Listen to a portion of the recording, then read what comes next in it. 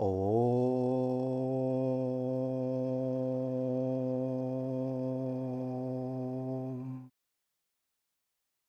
Om.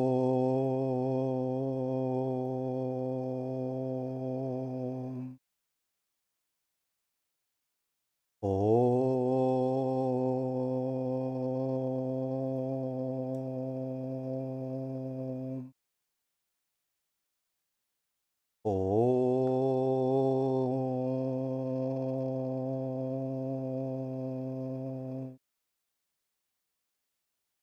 Om.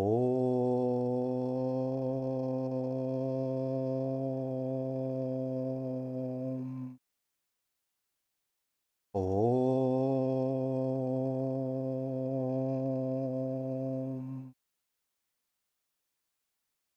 Jai Sri Krishna. Andarki Namaskaram. Welcome everyone.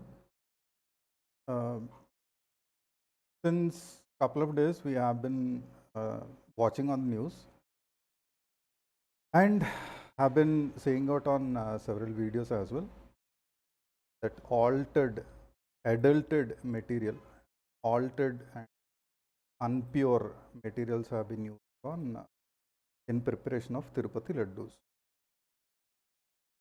It's a heinous crime. It is atrocious. చెప్పాలంటే మనిషి అనేవాడు అన్నం తినేవాడు శుద్ధిగా ఉండేవాడు చెయ్యకూడని పనులు. If you are a human, if you eat normal food, rice, wheat, natural food, you would never do this. Particularly, I do not want to enter the religious aspect, but I'm going with a spiritual aspect. I'm a spiritual person. I'm a Hindu. I'm a Kattar Hindu, no doubt about it. Many know me as Santa. Namaste. Namaste, everyone, welcome. Manisha garu, I'm frustrated actually.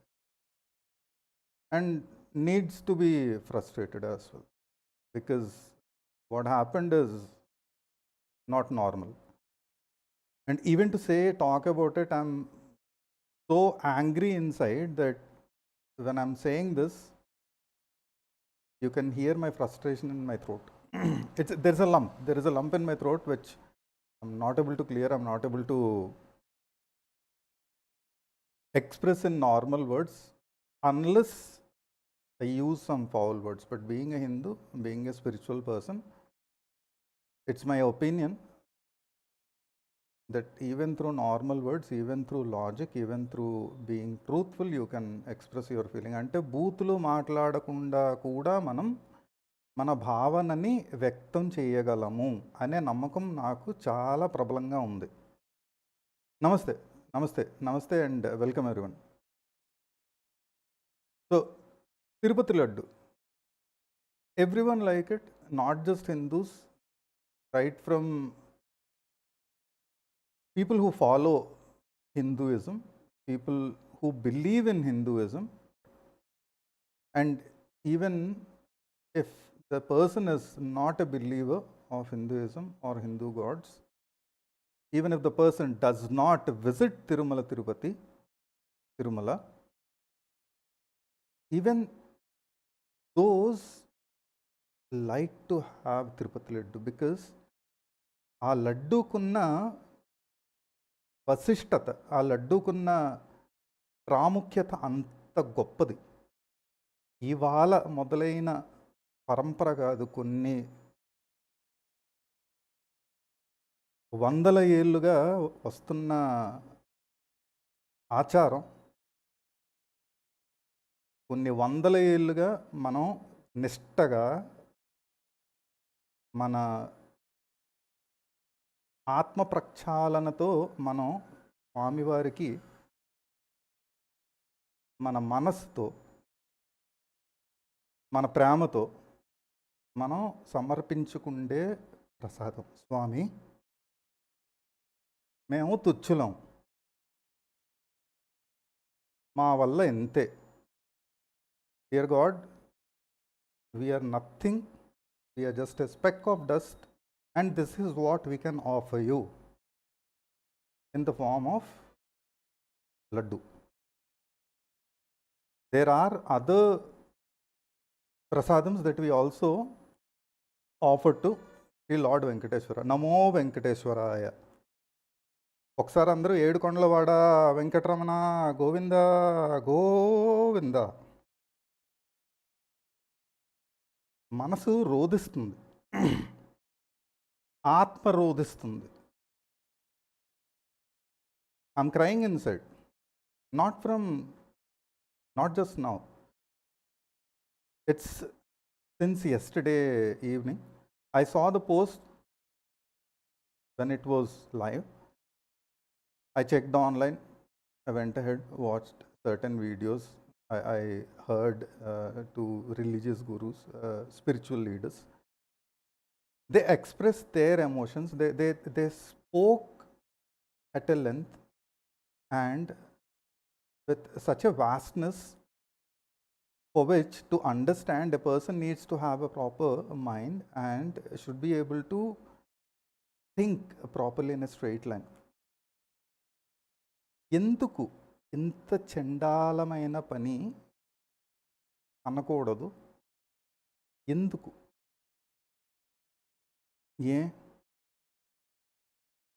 తినడానికి తిండి దొరకడం లేదా? తాగడానికి నీళ్లు దొరకడం లేదా? శ్వాస తీసుకోవడానికి వాయువు అందడం లేదా? ఏ కారణం చేత అతి పవిత్రమైన స్థానంలో ఇటువంటి అపవిత్ర కార్యం జరిగింది? Tirumala is a very sacred place. It's at hilltop.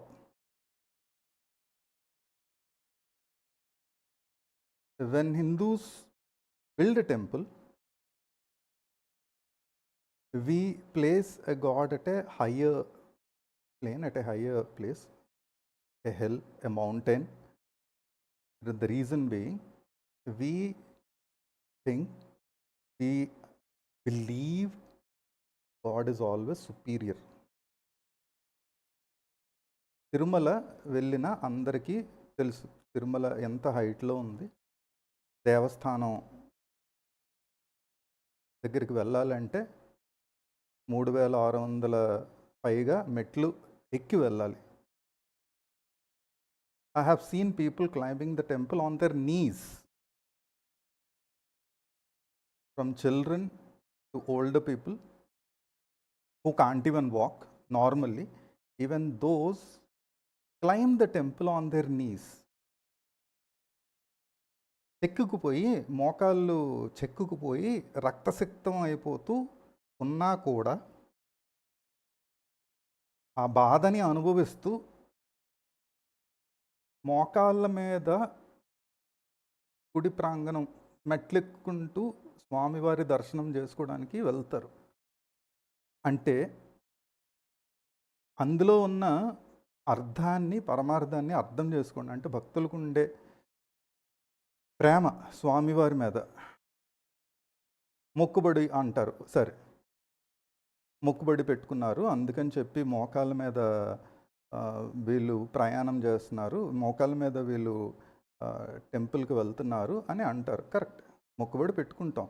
మొక్కుబడితో పాటు it is our love, it is our admiration that we climb those steps on our knees. When you kneel down before a person, it's like ultimate submission. శిరస్సు వందనం అంటాం. అంటే మనం శిరస్సుని నేలకి పెట్టి వందనం చేస్తాం. స్వామి మీ తర్వాతే ఏదన్నా, మీ దగ్గర మొదలవుతుంది, మీ దగ్గరే అంతమవుతుంది అని నమ్మి శిరస్సు వంచి పాదాభివందనం చేసి పూజ చేసి మనం ప్రసాదం అందిస్తున్నాం. ఆ ప్రసాదంలో కల్తీనా? అసలు ఆ చేతులు ఎలాగొచ్చాయి? ఆ మనసు ఎలా వచ్చింది? ఆ ఆలోచన ఎలా వచ్చిందంటే, ఎంత పొల్యూటెడ్ అయ్యుండకపోతే ఇటువంటి కార్యాన్ని మీరు చేశారు. Unless you are highly polluted, corrupted and not a human, you can never do such kind of heinous acts. You must be of the lowest of the living forms. పురుగు అయ్యుండకపోతే okay, let me not talk about all that. My primary reason of going live today and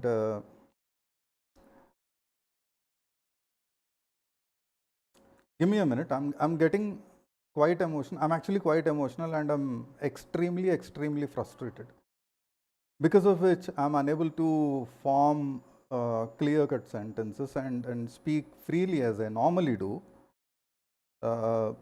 The emotions are at a peak because ఏడుకొండలవాడ వెంకటరమణ గోవింద గోవింద అంటూ తిరుపతికి వెళ్ళి స్వామివారిని దర్శనం చేసుకుని ఆ లడ్డూని అందుకుని ఇక్కడికి వచ్చి ప్రసాదం మేము తిని మా ఇంటి చుట్టూ ఉన్న నలుగురికి అందిస్తూ స్వామివారి ప్రేమని చాటుకుంటుంటాం. వి విజిట్ తిరుమల, వి సే ఏడుకొండలవాడ వెంకటరమణ గోవింద గోవింద, గోవింద లడ్డు గోవింద, గోవింద అరటిపండు గోవింద. అరటిపండు తినేటప్పుడు పండును తిని తొక్కను విసిరేస్తాం. We eat the fruit and we leave the peel off. But nowadays it is happening so that you eat the peel and you are throwing away the fruit. Unfortunate situations. Adding adulterated material, adding impure material to Tirumala Tirupati Laddu, and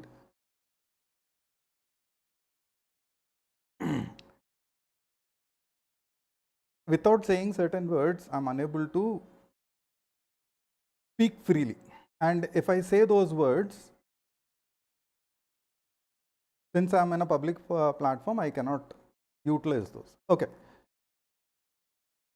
Let me share an incident with you. I'm not certain how many of you have watched a movie called Annamacharya. Annamacharya, not the old Annamacharya movie, Annamaya, my mistake, Annamaya, okay, which is based on the story of Annamacharya. Okay. Now, if you just Google Annamaya movie, which was made in 1997, and the hero is Nagarjuna, beautifully made movie. Now, I can't understand, but I understand the message. It's sad that the government have rights to. Don't worry, I'm going to speak in English as well. At the same time, my mother tongue is Telugu. To express your sheer frustration in a proper manner, Telugu is very awesome. ఎందుకంటే తెలుగులో అంత వైవిధ్యకరమైన రీతిలో మాట్లాడుకోవచ్చు, ఎన్నో cover చేయొచ్చు, which I cannot convey properly in English, but in English as well I'm fluent. I can absolutely express my frustration and share my irritation with you. It's not just irritation, it is frustration at peaks.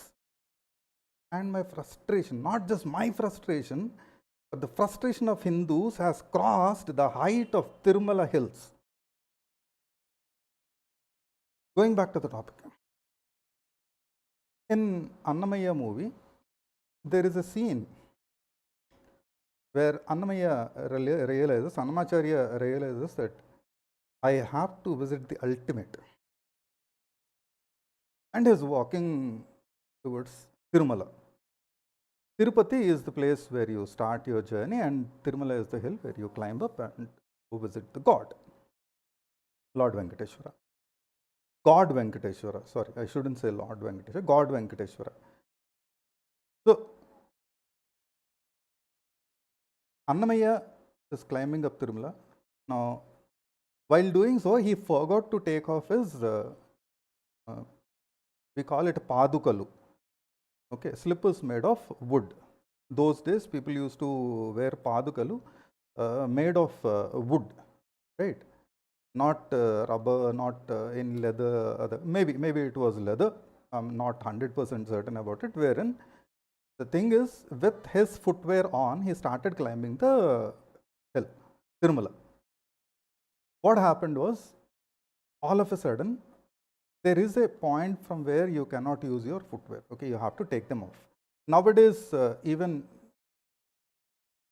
it's quite unfortunate. It's quite ridiculous that they allow people to go and the footwear can be kept somewhere nearby the premises, which is actually not correct, because the entire Tirumala hill is so pure, it is so devotional that you are not supposed to go there while doing certain things like wearing your footwear if you have consumed non-vegetarian. Okay, and if you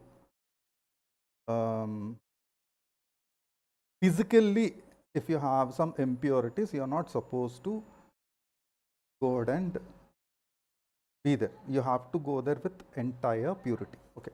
Now, Annamaya, knowingly or unknowingly, he started climbing Tirumala hill and with his footwear, and then what happened was he falls down, and it's like a terrible fall. Hard, his head got banged to a rock or a tree, and he's bleeding profusely. రక్తసిక్తమైపోయారు అన్నమయ్య ఏంటి సడన్గా ఏంటా జరిగింది. కొంతమంది ఏమంటారు అని అంటే Annamayya పడిపోలే, he did not fall down and he just slipped because it's a climb. Even there are different versions to the story. I'm expressing the one which I know, and పరమేశ్వర క్షమ, ఇది చెప్పేటప్పుడు ఎటువంటి తప్పులు నా వల్ల జరిగినా క్షమించండి. So okay, then someone, a Brahman, it's actually God in the form of a person, or it could be an actual human, who told Annamacharya that Annamacharya, you're not supposed to go to a devotional place while you're wearing your footwear.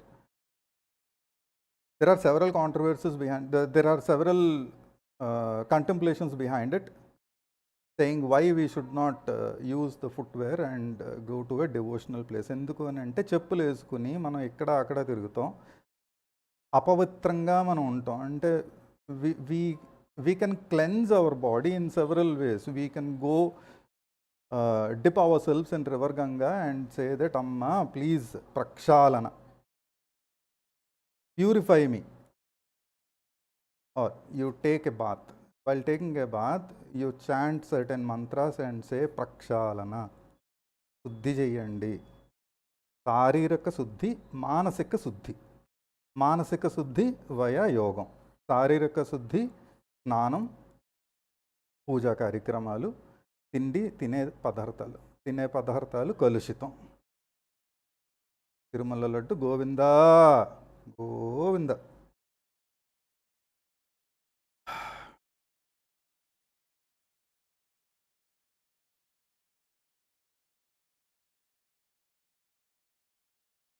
Annamaya took off his footwear. Swami Kshama. Swami Kshama, he said. Then again he started climbing the temple. While walking, no, he was going through an emotional state at that particular time. There have been certain incidents that happened with him.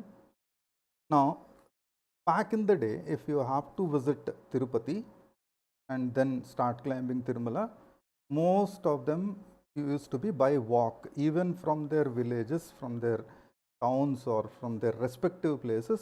There were no transport medium. So, he was already exhausted, okay, both physically and mentally. at a certain place, Annamaya, he collapses. Okay. He faints actually. Okay. And at an end, he wants to go visit the Swami. On the other hand, exhaustion, his wounds, etc., it's not allowing him to go further. So, at such exhausted state, he's just lying there. Paina, Sri Mahavishnu, Mahalakshmi, Seshanagam Meda Sayaninchi, they are watching this entire thing.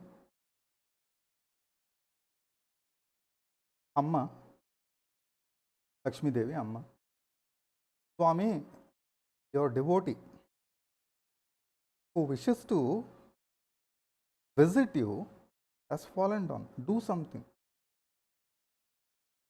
అతను మీ దగ్గరికి రావడానికి ఎంతో తాపత్రయపడుతున్నాడు, ఎంతో కష్టపడుతున్నాడు, బిడ్డ పడిపోయాడు. పరికడుపున అన్నమయ్య వెళ్ళారు. పరికడుపునే మనం దేవాలయాన్ని వెళ్తాం, విజిట్ చేస్తాం. ఎందుకంటే ఏదైనా తిని మనం వెళ్తే మేబీ అపవిత్రంగా వెళ్తాము, మన శారీరక స్థితి శుద్ధిగా లేదేమో అనే ధ్యాసతో మనం పరికడుపున వెళ్తాం. అంటే ఉపవాసం చేసి we fast before we visit a temple. Now, Annamaya could have been in that particular state. So, he was exhausted to the core. Climbing, he already fallen down. There are wounds on his body. His head is bleeding. And at this particular state, Amma, doesn't Sri Mahavishnu know that, his devotee is already in pain? Doesn't Sri Mahavishnu know that Annamaya should be given a helpful hand and bring him? He knows everything. అన్నీ తెలిసిన వాడికి మనం ఇంకా ఏం చెప్పుకుంటాం? హరే కృష్ణ కృష్ణ కృష్ణ హరే హరే, హరే రామ రామ రామ హరే హరే. హరి ఓం. అన్నీ తెలిసిన కృష్ణుడికి, అన్నీ తెలిసిన మహావిష్ణువుకి అన్నమయ్యని లేపాలని తెలియదు. అయితే అతను చూస్తున్నాడు. It's kind of a test. Will Annamaya get up? What is he going to do? తండ్రి, శ్రీ మహావిష్ణు తండ్రి అయితే తల్లి, ఒక అమ్మ ఏం చేస్తుంది? A mother, the way a mother thinks is, did my son eat? Is he happy? Is he fine? Is he not? So, the way a mother thinks and the way a father thinks are two different ways, wherein entirely it concludes to the point that their child should be happy, their child should go ahead and reach a very good place. Namaste, Swagatam. Now, Sri Mahavishnu, he is watching Annamaya and he is looking at him. He wants to see what Annamaya is going to do. Whereas Mahalakshmi, Ammavaru, పిల్లడు బాధపడుతున్నాడు అని already devotees have submitted prasadam. From that, he picked up one laddu. Those days, back in the day, that the laddu used to be this big, almost like somewhere close by to half a kg. Nowadays, the laddu is like, the proportions. Okay, those back in the day, to catch the laddu, you have to hold your hand like a claw. Okay, like this big. If I tell you the size, this is how much it could be. Now, Amma visited Annamaya in the form of a normal person. Annamaya, who would understand that, God has visited you in a different form? Amma picked up Annamaya, said, gave him a bit of laddu, gave him the laddu, have it and continue your journey. నాయన ఇది తిని కొంత శక్తిని తెచ్చుకొని నీ ప్రయాణాన్ని continue చేయి. Annamayya takes a little piece of the laddu, eats it, Mahaprasadam. eats it, ties the rest to a cloth on his waist, and continues his journey. Tirumala Tirupati Laddu is that great. It has nutritional values along. It's not just a religious item. It has nutritional value. It used to have nutritional values. Combine that with God Sri Venkateshwara's blessings. When we make prasadam, we offer it to at the feet of Venkateshwara. అటువంటి ప్రసాదంలో ఏంటండి ఎంత బాధాకరమైన విషయం. ఇది సబబేనా?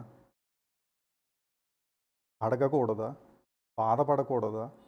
కోప్పడకూడదా?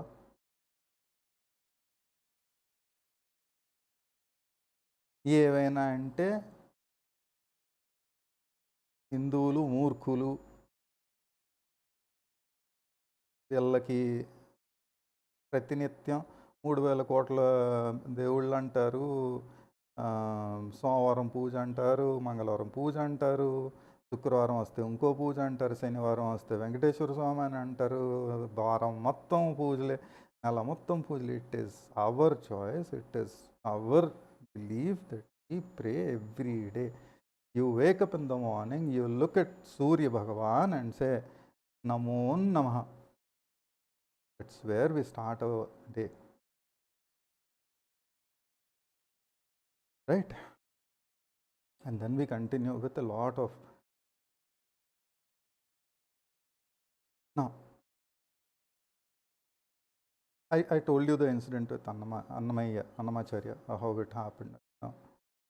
With the energy he gained, he continued, moved further, and then the songs written by Annamaya, so beautiful, so meaningful, taught us so many things.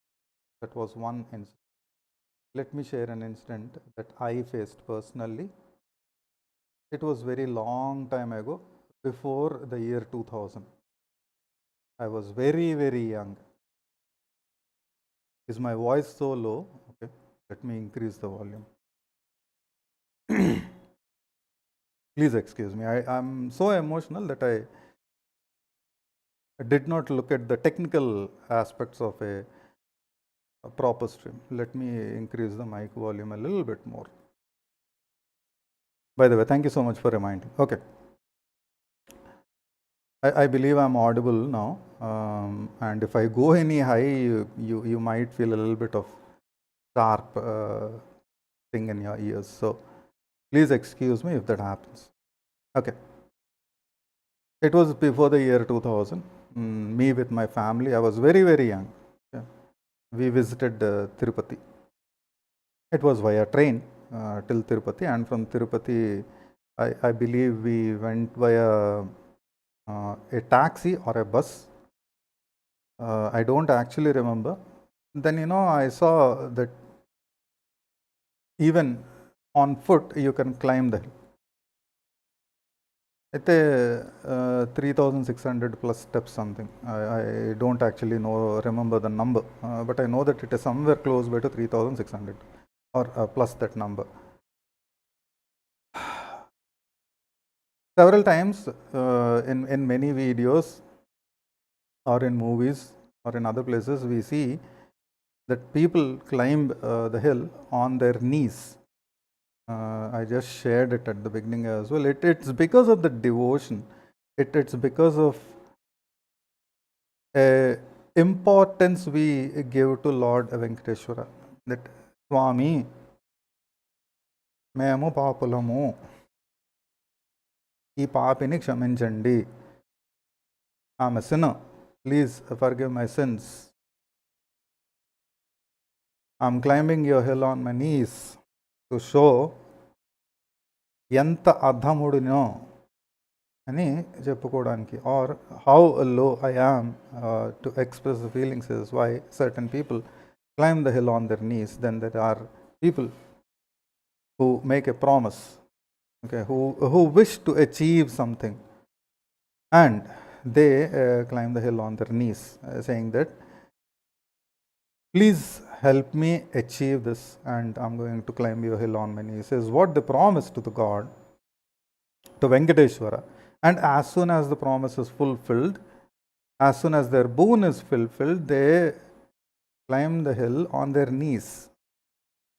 Imagine 3,000 plus steps to climb on your feet while you're standing itself. To climb 3,000 steps is a great task. For a physically fit person, it takes more than 3 hours. Imagine a person climbing the hill on their knees.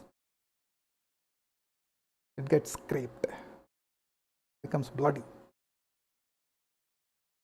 You are wounded, yet devotees climb the hill on their knees because they have promised God Sri Venkateshwara that we are going to do this. Prasadam samarpayami.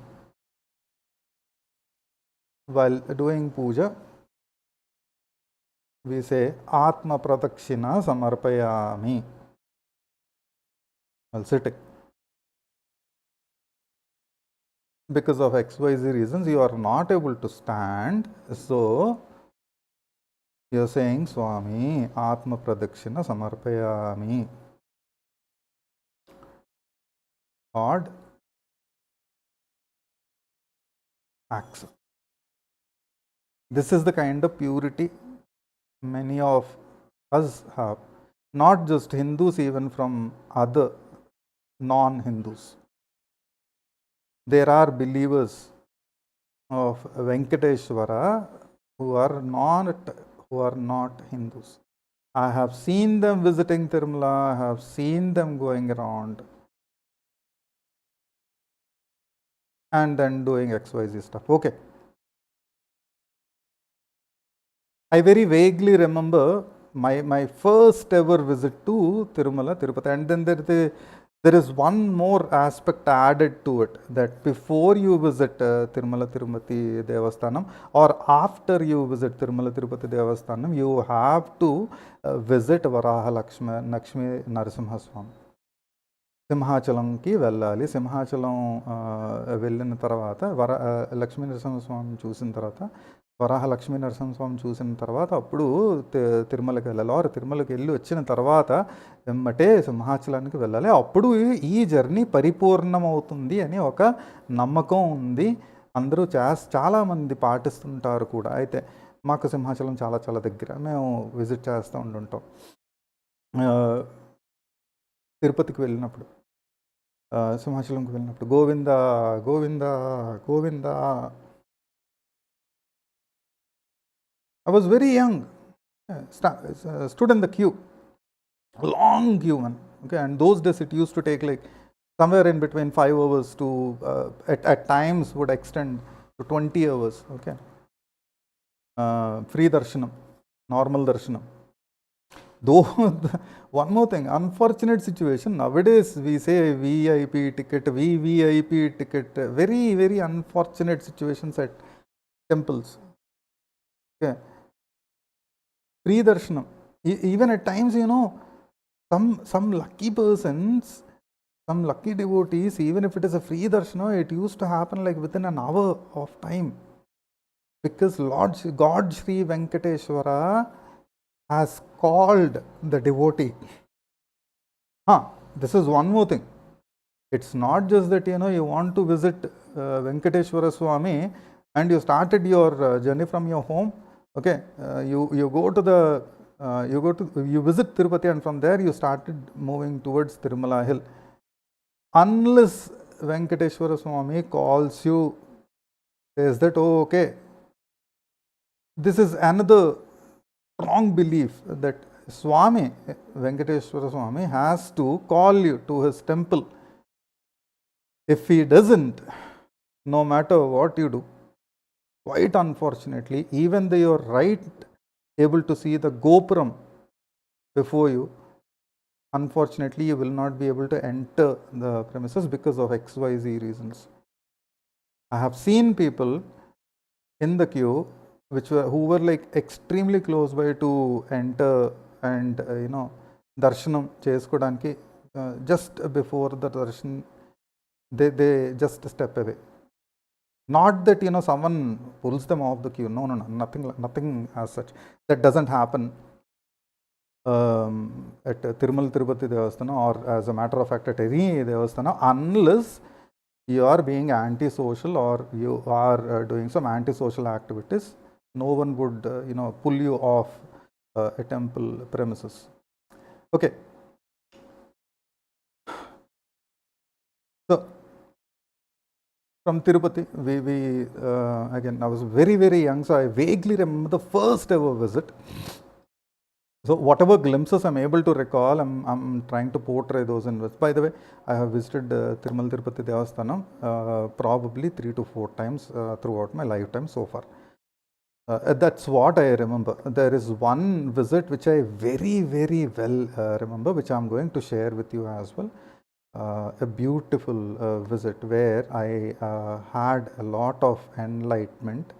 That was after when I crossed 25 years. Okay. So prior to that, prior to year 2000, when we first visited, a very young, kind of like a monkey, okay, who very, very energetic, jumping around, running around and then doing nonsense, this, that, blah, blah, kids, right, teenage. I was either before 2000, so I was a teenager back at that time, or I don't actually remember the year as well. If I was like, even if I don't think I was a teenager even prior to that. Yeah. Maybe 9 years or 10 years or 8, 9 or 10 years. I don't actually remember that particular, the first particular visit. Whereas what I remember very well is the moment we entered the queue, someone said, "Yedu Kondalavada Venkatramana." Someone in the queue said, "Yedu Kondalavada Venkatramana." And immediately I heard, "Govinda, Govinda."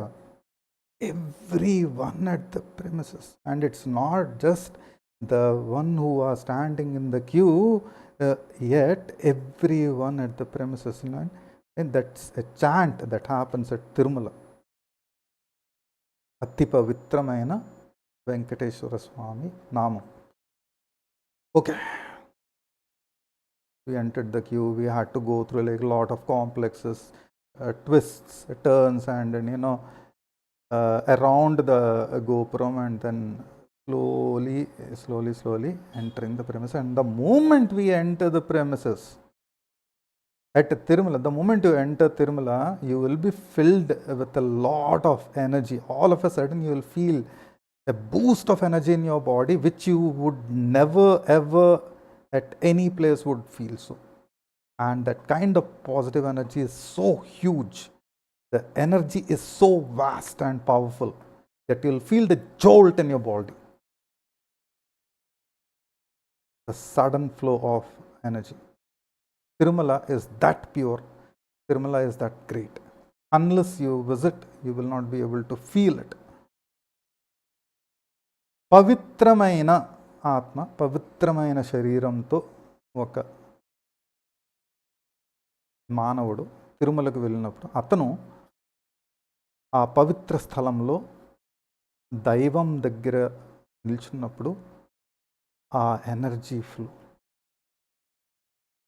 శారీరకంగా, మానసికంగా, Govinda Govinda Govinda, all that you can hear is Govinda Govinda Govinda.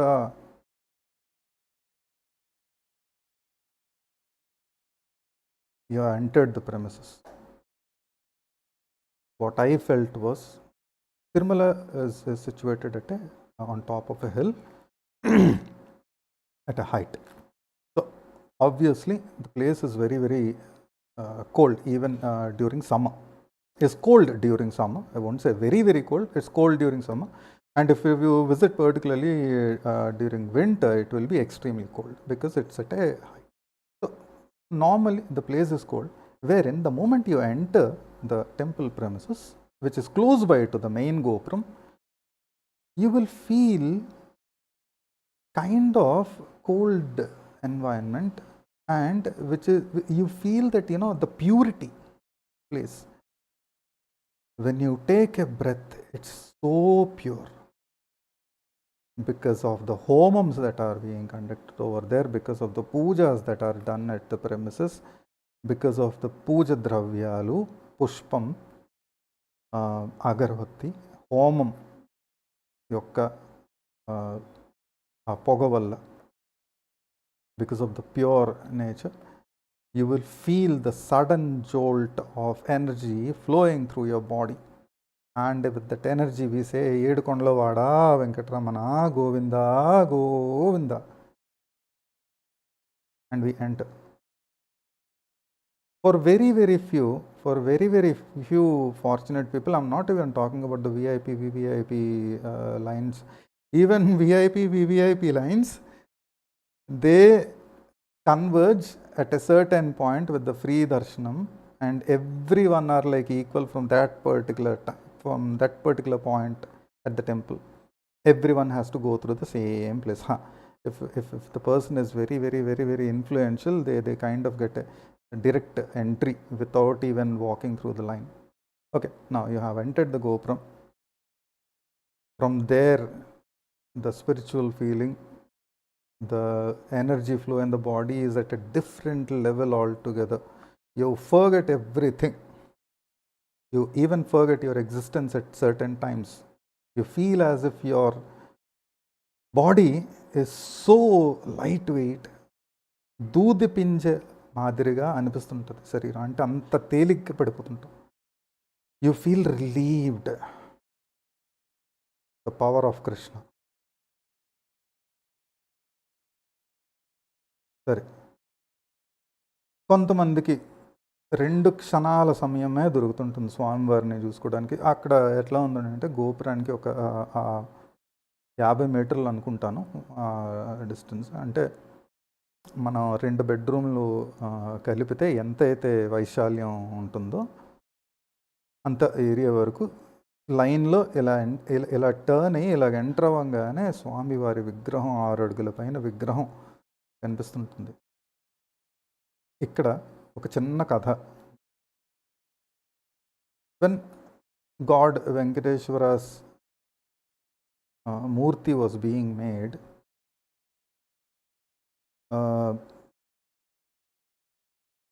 they say it's a folklore.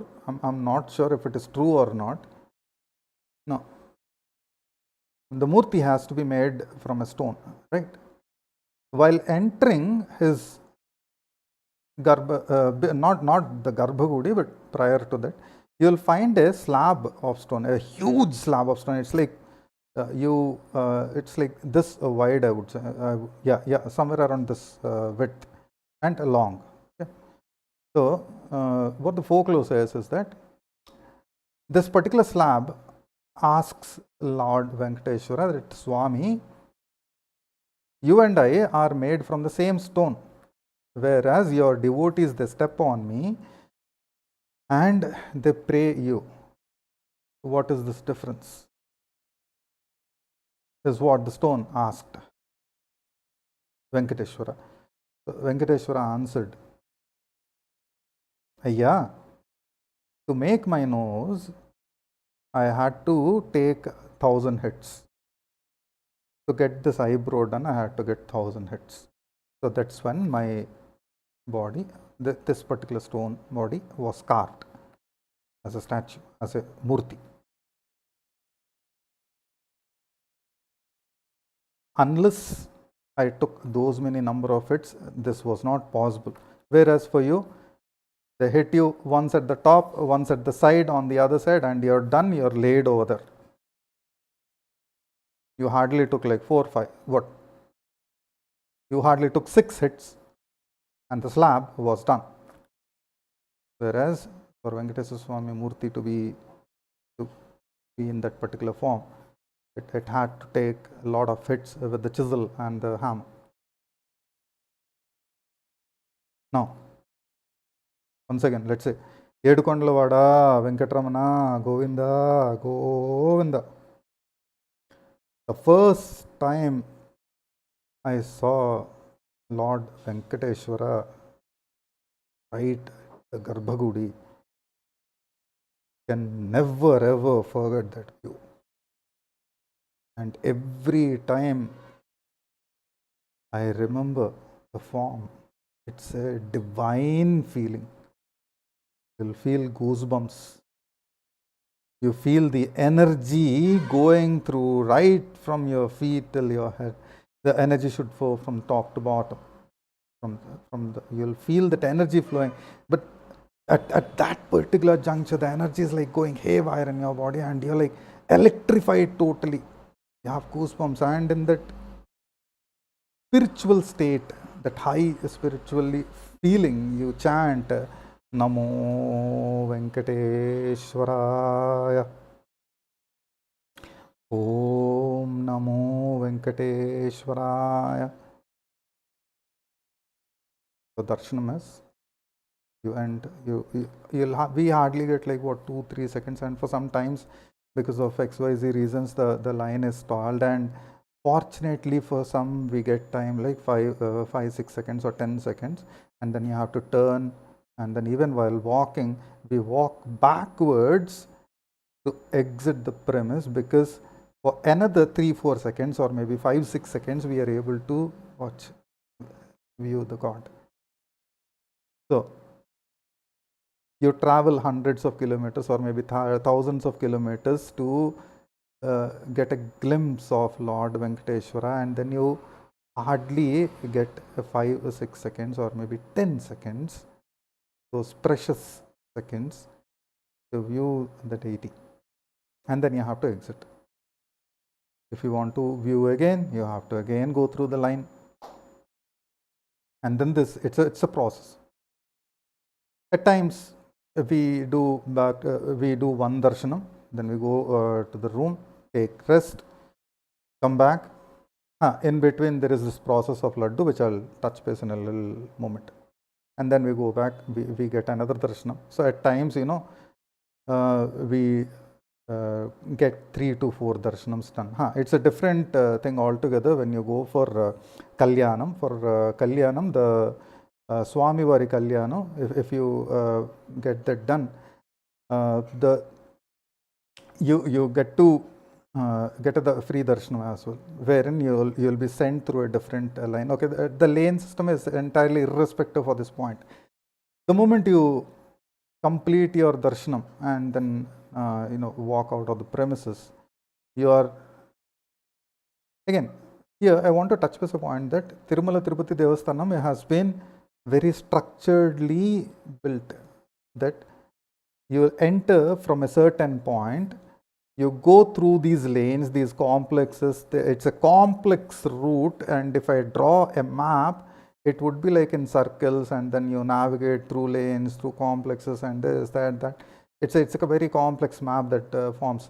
Yet after then the darshanam happens, and from darshanam, the moment you walk out, there are some other small temples right around the complex, and amongst this there is this Laddu counter as well. I'll touch base on that. Now here, before the year 2000, if you visit, if you had that divine opportunity of visiting Tirumala before the year 2000, I talked about the pure air and the jolt of energy which you feel. It's also because each and every item used over there is of utmost purity. Pure ghee, even if it is oil to lit the lamps, those are pure, without any impurities.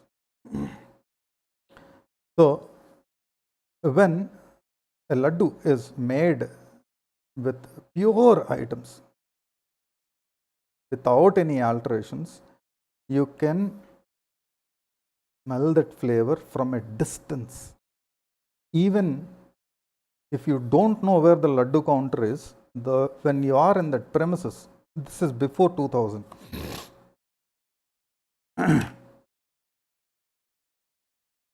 For example, at your home, you're sitting in your room, maybe in your bedroom, you're relaxing. Something is being cooked at the kitchen, and you can smell the flavors. If it is being prepared properly with pure items and with proper ingredients, the flavor which you smell is different. At the same point of time,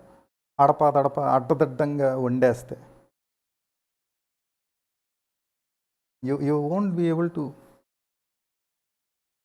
right? Before 2000, all that you could smell in Tirumala premises is purity,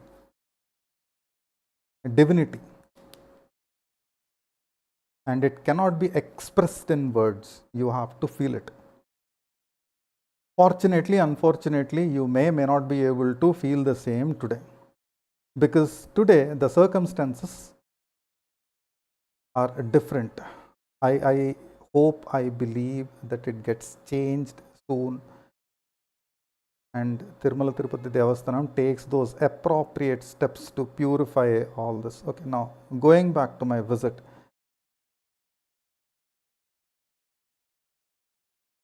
We completed our darshanam, came out, we were looking for the Laddu counter.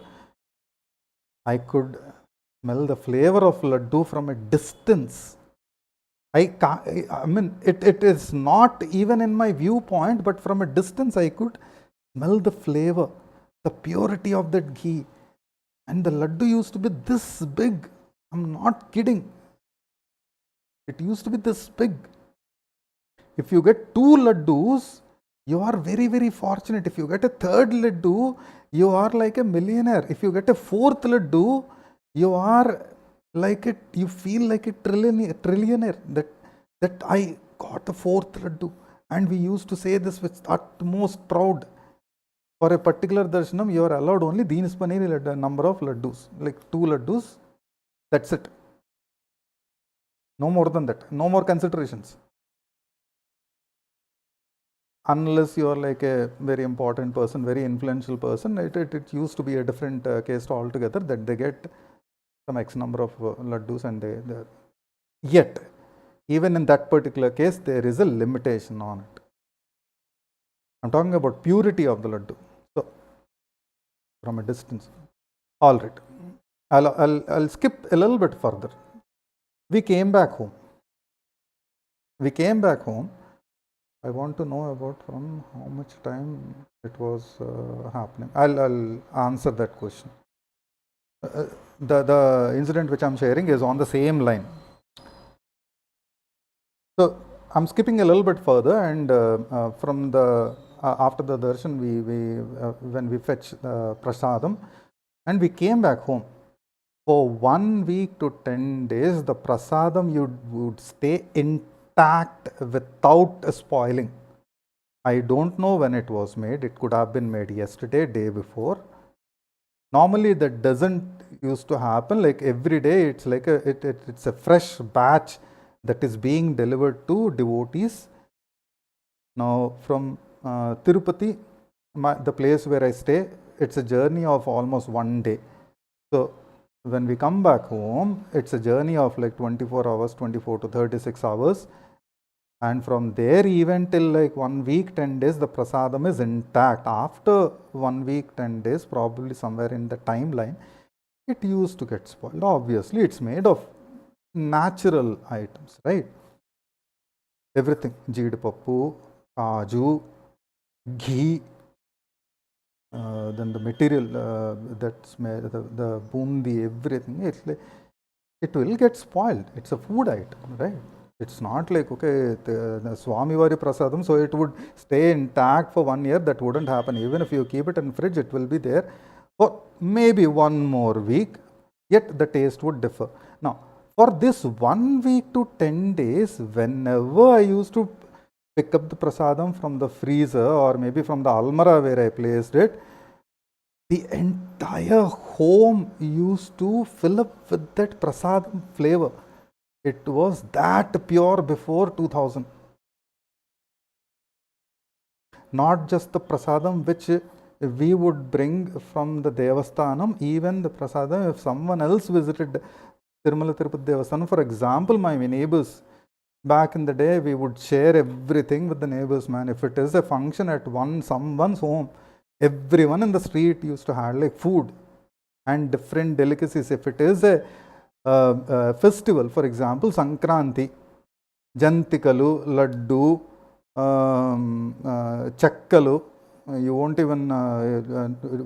even know some of the items which I say. These are all, okay, different kind of delicacies, buddy, okay, different kind of sweets and delicacies used to be distributed along with all the neighbors. Let's say you are staying in a neighborhood which had like 10-20 homes. During Sankranti, homes used to be filled up with 10-20 different kind of items from different homes. Jantikala is something very common made during Sankranti. Laddu is very common made during Sankranti. Then what? Pongal, right? Payasam, Paravannam, common items. Along with this, someone makes those rose cakes, etc. and we would distribute.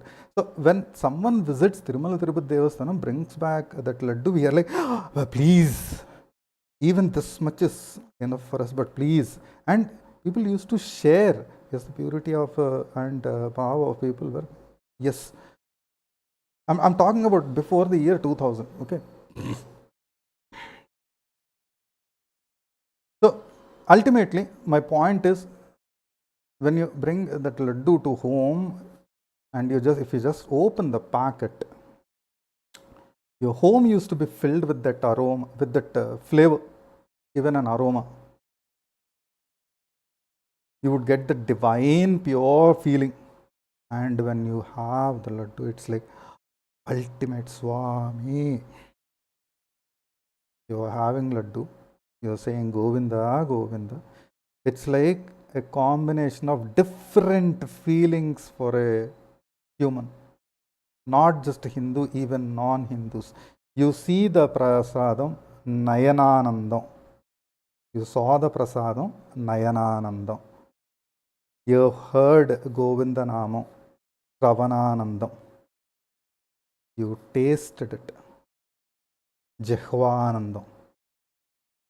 You consumed the prasadam, Sariraka, nutritional food, Mahabhagyam. You have to be very,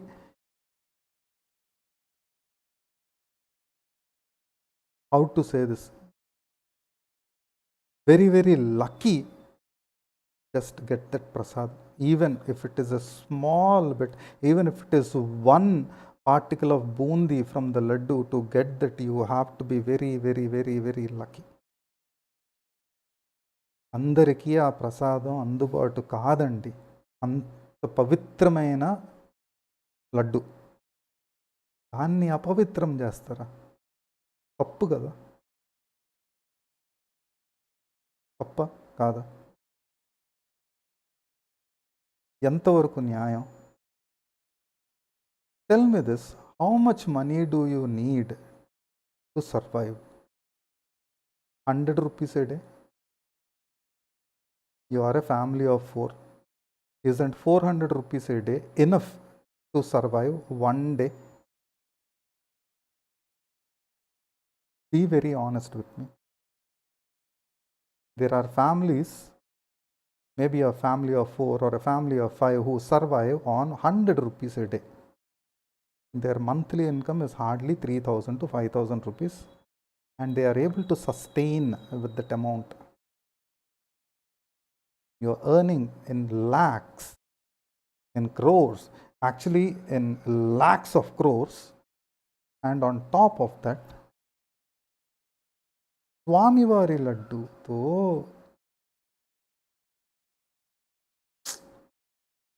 unfortunate,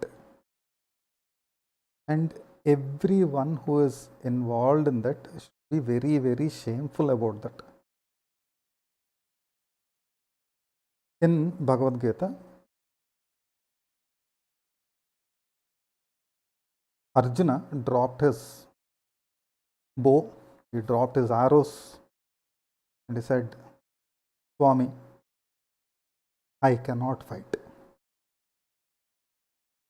My brothers, my uncles, my fathers, I cannot fight with them. Krishna simply says, Bhagavata Gita begins from that point. Krishna ultimately what he says is, do your karma. ధర్మాన్ని అనుసరించు, నీ కర్మని నువ్వు చేయి, ధర్మంగా చేయి, ఫలితం ఆశించకుండా నీ కర్మని నువ్వు ధర్మంగా చేయి, అంతే. ఫలితం నీ చేతిలో లేదు, ఏం జరుగుతుందో నీకు అనవసరం, నువ్వు చేయవలసింది నువ్వు చేయాల్సిందే. ఏంటి ఇదా? Is this what you're doing?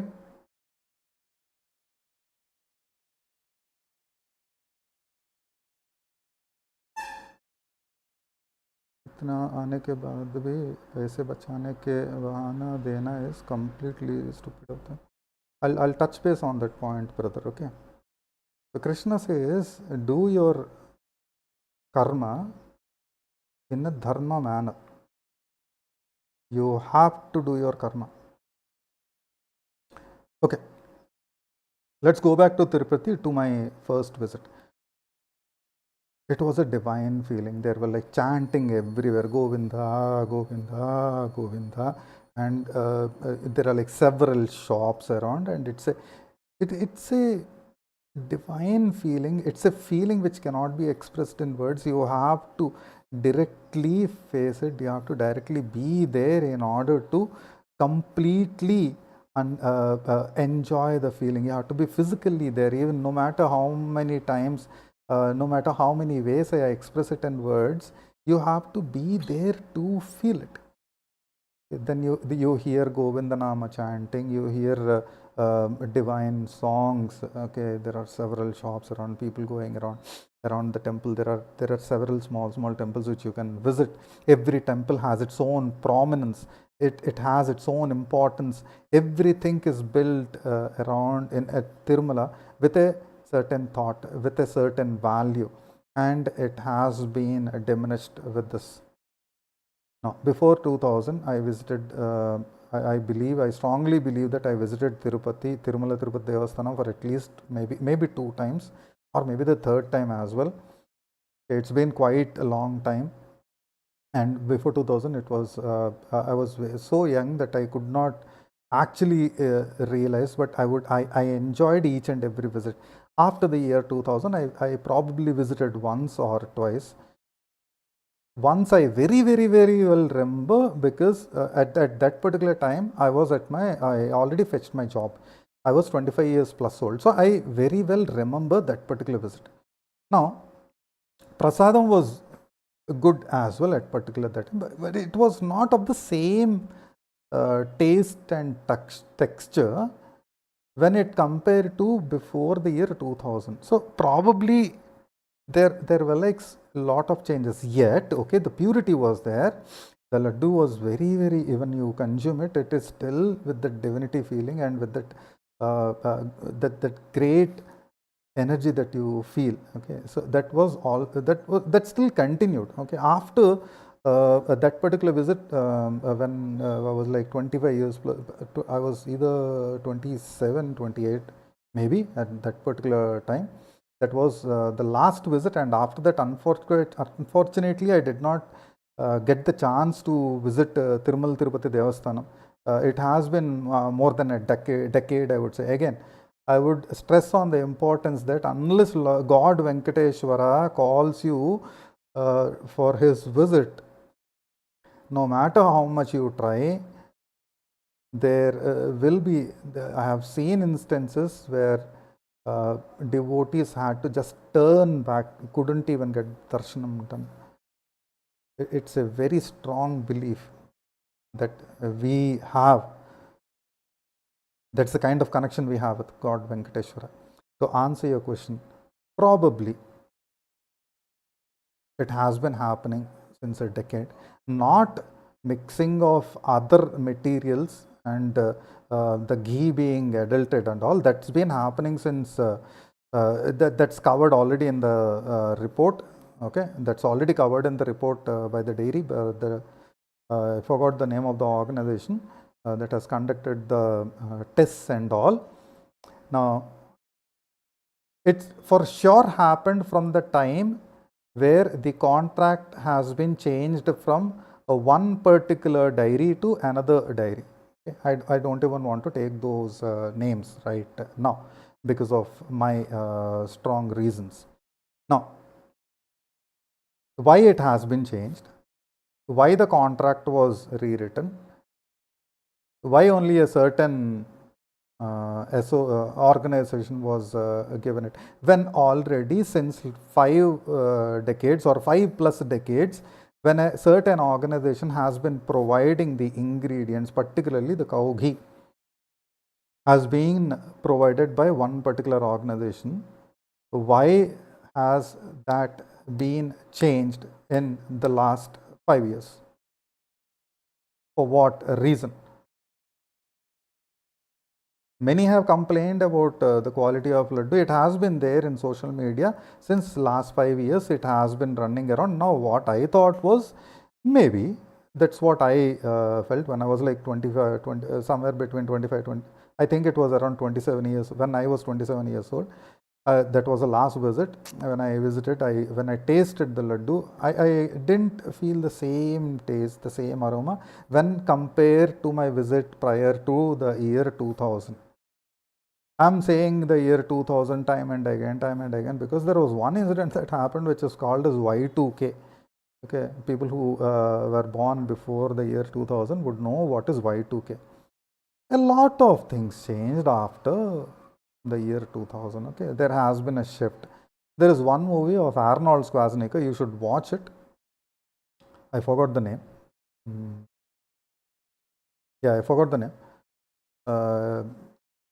Wherein they say that, you know, at the turn of the clock towards the year 2000, it's a rise of evil, and Arnold Schwarzenegger is fighting with that evil. So the evil is trying to incarnate its form via a girl onto Earth. Arnold Schwarzenegger fights the evil. When you watch that movie, I'm not sure why I'm not able to recall the name. I don't even want to Google it because I'll again deviate from. But when you watch that movie, it very simply showcases the turn of time, Kala Chakra. No one can escape the effects, the impacts of Kala Chakra. Kala Chakra happens at a certain age, you will go through this. At a certain time, you will go through this. At a certain time in the future, which I do not know, I'm not even bothered about. Krishna in Bhagavad Gita says this: what happened, you can't change it. What's going to happen is not in your hands. All that you can say is Govinda, Govinda. Do your karma in a dharma manner. ఎక్కడ స్వామి, ఎలా స్వామి, చేయని అట్లా. Okay, so during my the last visit, at the age of approximately 27, what that was actually there is a reason behind that visit as well, that I got a job, a very good job. I was probably for a span of either 1 to 3 years, somewhere in that span, after I got the job, I visited Tirupati. I had this idea getting culminated in my head. Now, in amongst Hindus, not just Hindus, actually, I'll be wrong if I just say amongst Hindus. So, be it a Hindu, be it a non-Hindu, it is a practice amongst humans that whenever something very, very good happens, we visit our religious place, a temple, or you understand, okay? We visit the religious place in order to offer our thanks to the God, because we believe it's God Almighty who has provided us with that, a job, your marriage, children.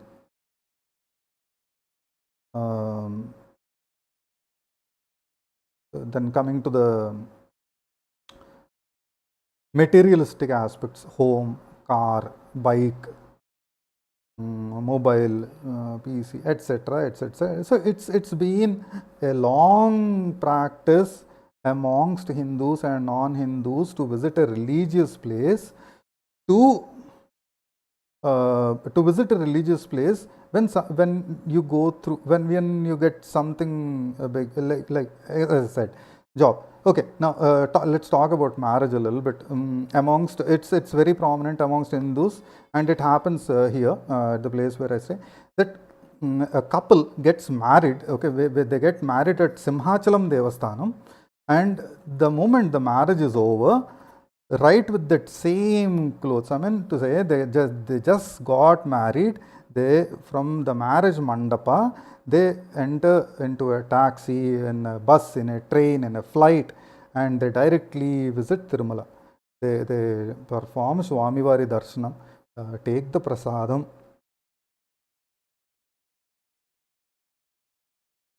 Let's forget about the last 5 years, and we are talking about the rest of the time. Okay, so they visit, they get the prasadam, they have it. Govinda, Govinda, Swami dhanyavadalu. Thank you for this life.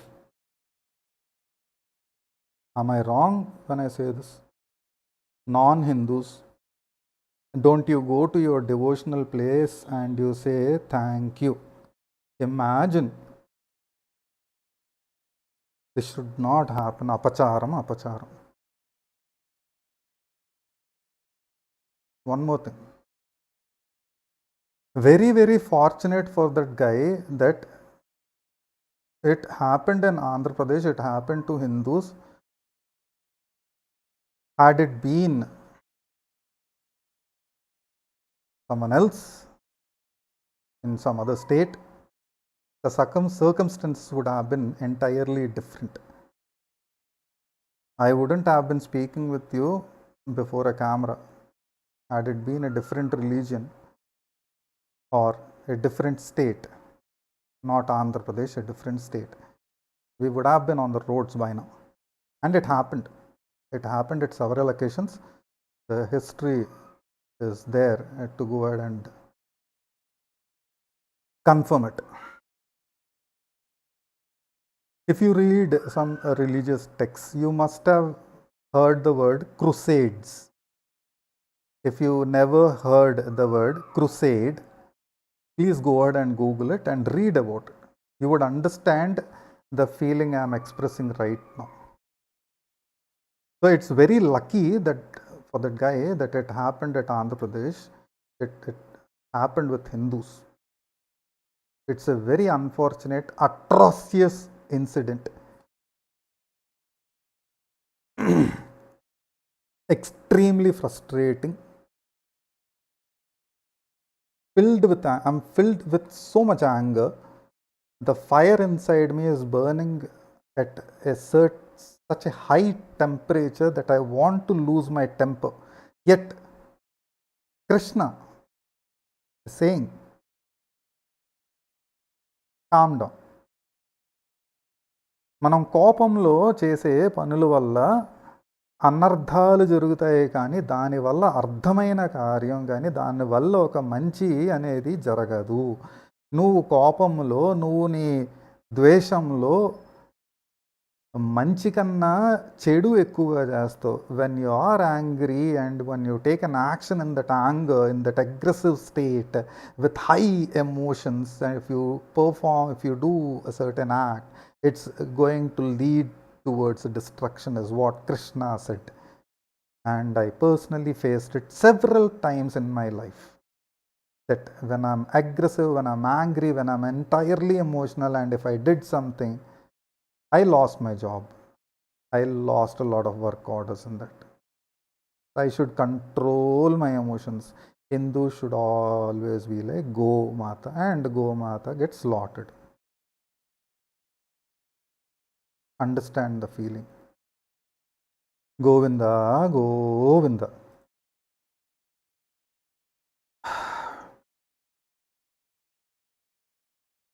Dharma Yuddha. Okay. My last visit. That was the time when I just got a new job. I accumulated a certain amount. You need to have savings to visit Tirumala Tirupati Devasthanam. It's not an easy task. You should have at least, like, now I can't calculate the expenses today, as of today.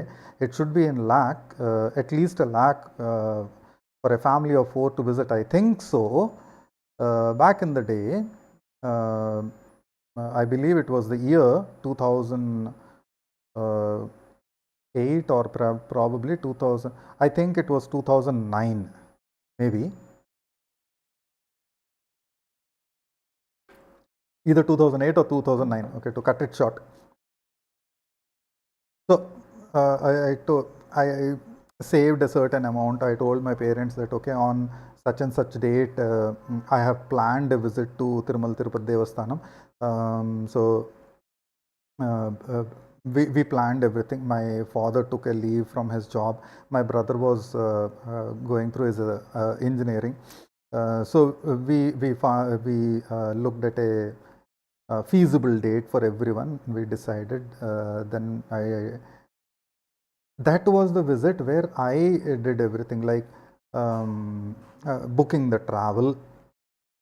My brother is a bigger devotee of God Venkateshwara than me. He visited Tirumala Tirupati Devasthanam so many times, even via walk. I mean to say, to climb the Tirumala on feet. I could not. It's a physical challenge for me. So I could not, neither my parents. And now it is like impossible for me to do it. But my brother is even bigger devotee of God Venkateshwara than me. So he knew where to, how to get a room. There are accommodations nearby the main temple area, which you can get if you knew some and some person. So he was able to get those rooms booked first. I booked the travel, he got the accommodation done. Then I planned the visit in such a way that I am at Tirumala Tirupati Devasthanam or the areas nearby Tirumala Tirupati Devasthanam for at least a period of 7 days. There is a knowingly, unknowingly, I planned everything for 7 days. 7 days ఆ ప్రాముఖ్యత ఒకటి ఉంది. అది నేను మీకు చెప్పాల్సిన అవసరం, మీకు తెలిసిందే, హిందువులకు తెలిసిందే, సో చెప్పాల్సిన అవసరం లేదు. Planned the visit for 7 days. Okay. And many know the importance of 7 days. Okay. What actually it is. I did not plan it in that particular manner. It just happened. So my plan was so that we will stay at Tirumala for probably 2 or 3 days, and the rest of the time we would go visit the areas nearby Tirupati. You can visit a small village from where Annamacharya originated. There is this, I forgot the name of those small places where you can visit, and it has historical importance, it has religious importance. Those areas are sacred, and you can only feel the divinity when you visit those places. So, knowingly, unknowingly, we planned everything. We went there. We stayed there for 2-3 days for sure. We started going around, and all of a sudden my brother, he comes back and says that, I have to urgently go back to college. There is something that came up, this, that. I said, Swami Venkateshwara, maybe you permitted me to stay at Tirumala Tirupati Devasthanam only for these many number of days, and if that is my Ratha, then I'm happy with it. I said, we already pre-booked everything, even the return ticket. So for cancellation there was a charge, and then for rebooking the tickets, it's an additional charge. Okay, forget about the monetary. Let's keep the monetary aspect aside. The reason why I'm sharing this is, like, unless God Venkateshwara calls you to his premises, for you to visit his place is impossible. It's will be filled with a lot of hurdles. If Swami Venkateshwara calls you, it will be like a free flow. You will, from the time you start your journey from your home till the visit to Tirupati, then the climb to Tirumala, to the darshan, from the darshan, getting the prasadam, the laddus, and then finishing off the darshanam, and then reaching back to your home, everything will happen at a very, very smooth flow. When God Venkateshwara blesses you with that visit.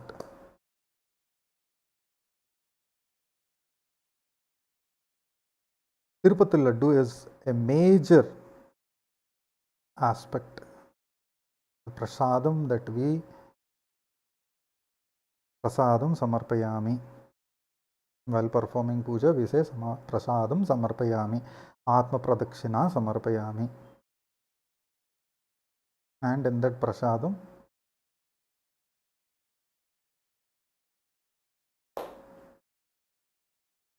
okay, you have altered the materials with some vegetarian items. It could have been understood at least that they wanted to reduce the price, they wanted to do this, they wanted to do blah blah blah. Well, while it is unacceptable, still it's unacceptable, we can understand, and we probably would go with the flow. How ridiculous and atrocious is it to add non-vegetarian items into prasadam that we are offering to God Venkateshwara. ఎంత చండాలమైన విషయం అండి అది. అంత దిగ్గజారిపోయి మనం ఉన్నామా? తప్పు కదా. పాప పుణ్యాల కోసం మనం ఈ రోజుల్లో మాట్లాడి దండగలండి. It's waste to talk even about punya, papam, ధర్మం, కర్మ. People forgot about it. People forgot about loyalty, forgot about being truthful. No more fear of God.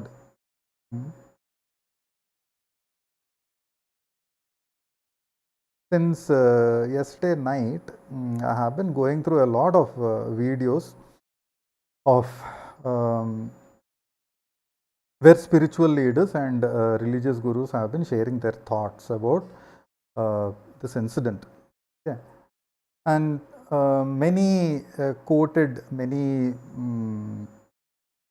incidents that has been happening around. And when I heard those incidents, and when you listen to different stories, you can form those dots from one story to the other, and when you connect those dots, you will get a picture of everything, of since when it has been happening, how it started, who initiated it, who were all involved in it.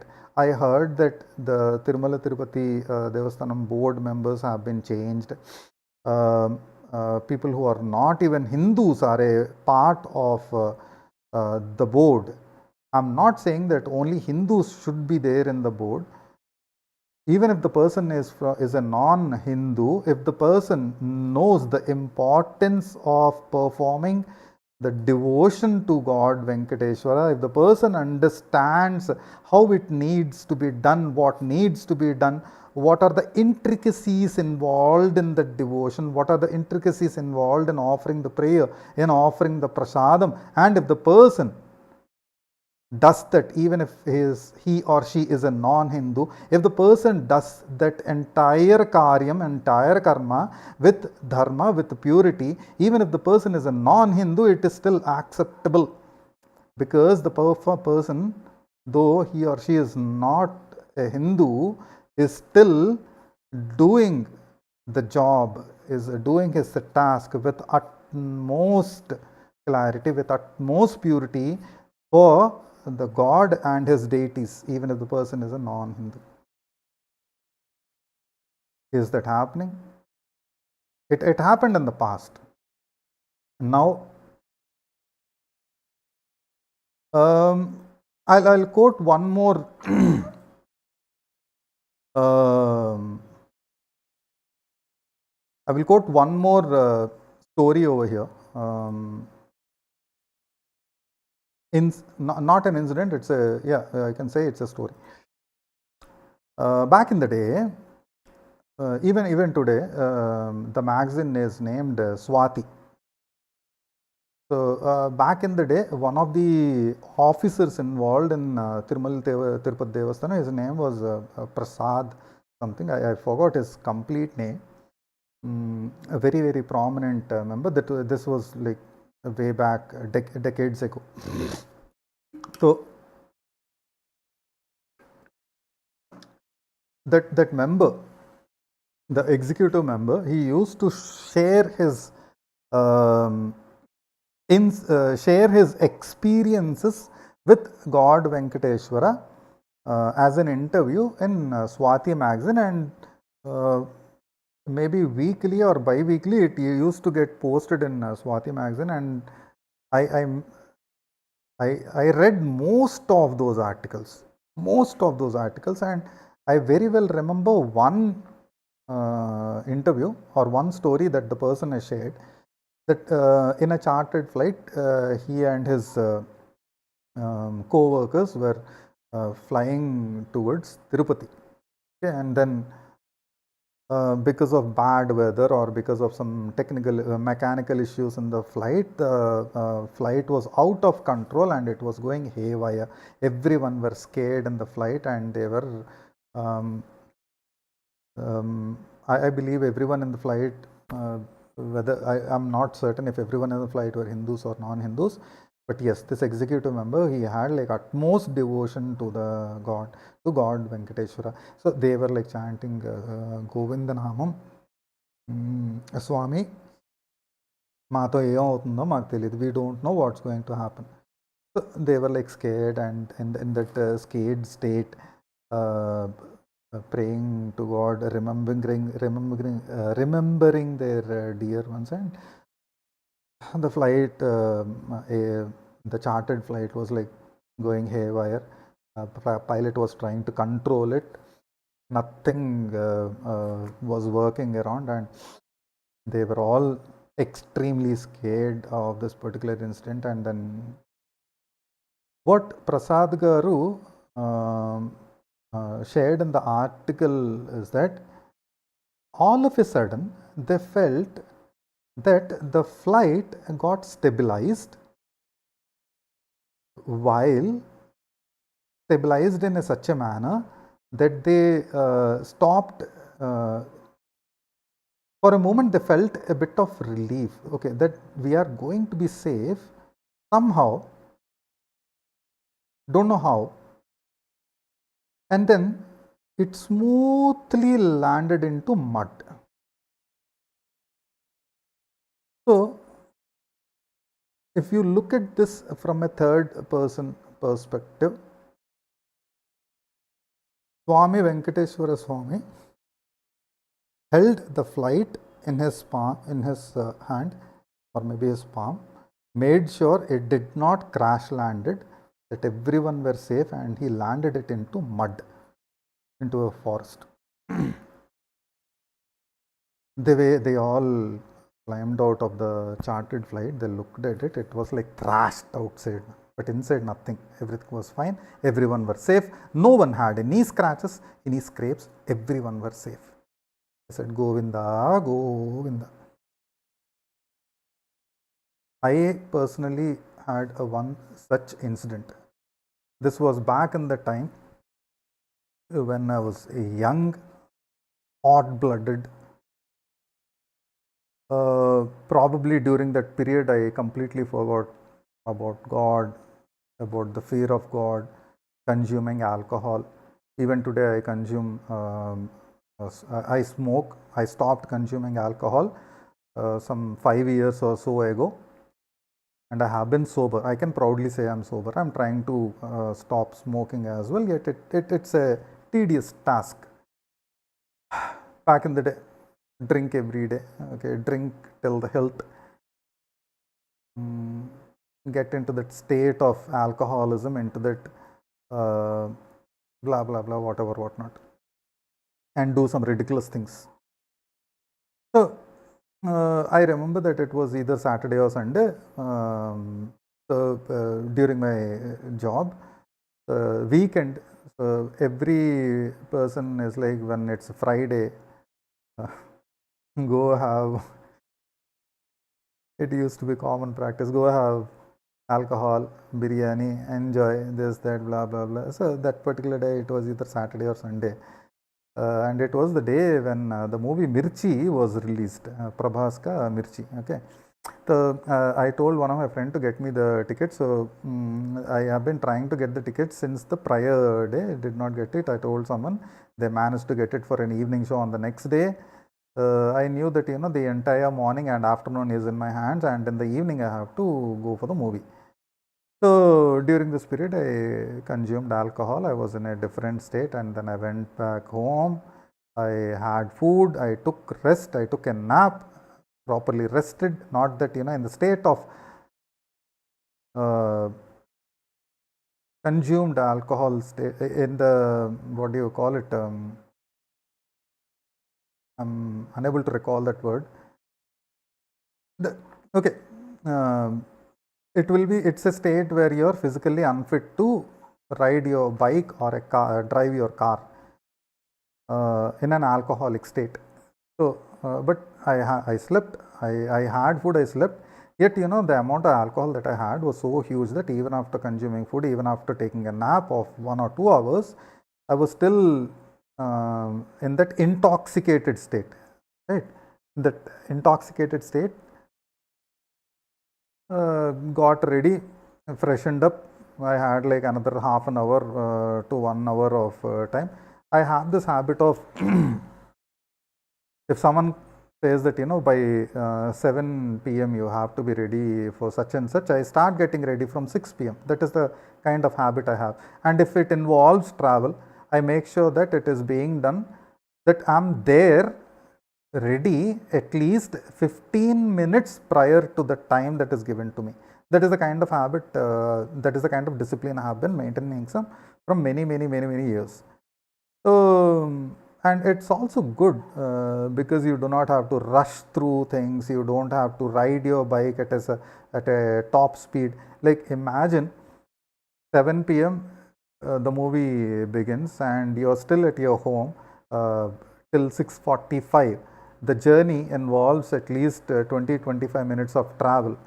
Then you go down, you ride your bike at like 80-90 kilometers per hour speed, and then you're like rash driving, going zigzag, and then going there.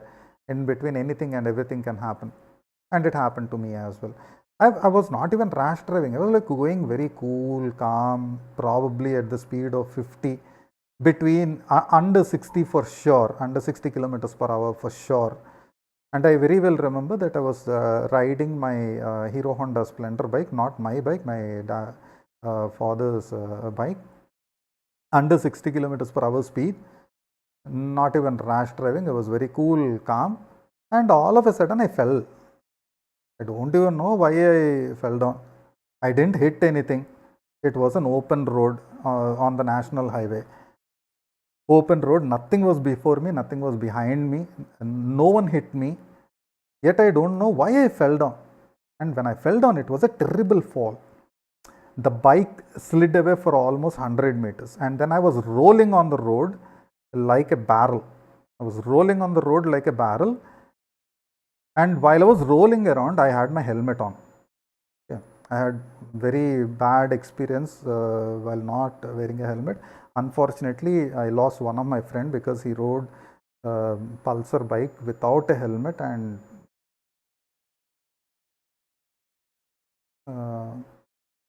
understand. So after that, I started wearing helmet. No matter what, irrespective of what the situation is, helmet is like compulsory. The thing I forgot is to belt the strap.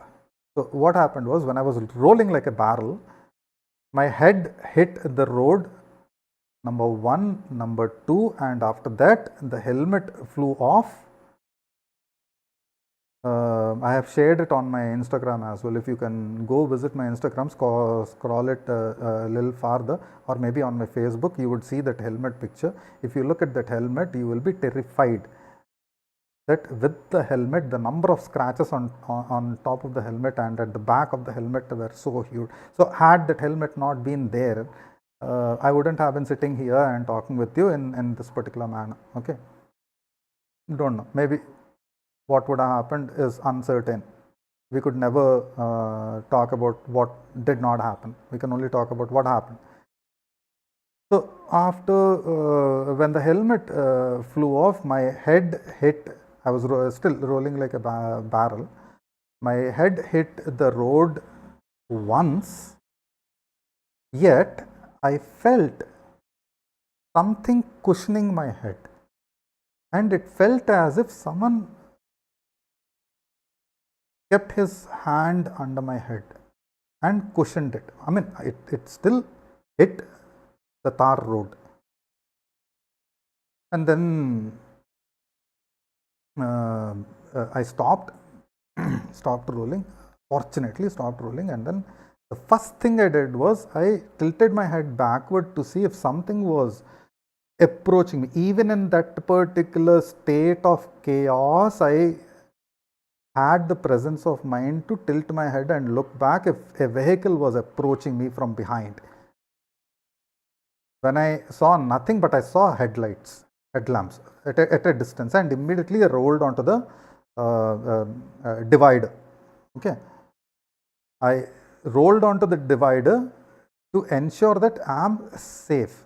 Now I don't know what kind of injuries I had, but I just it's like a muscle reflex, or it's like a reflex. I don't know how I did it, why I did it, what made me did it, who cushioned my head. I really don't know.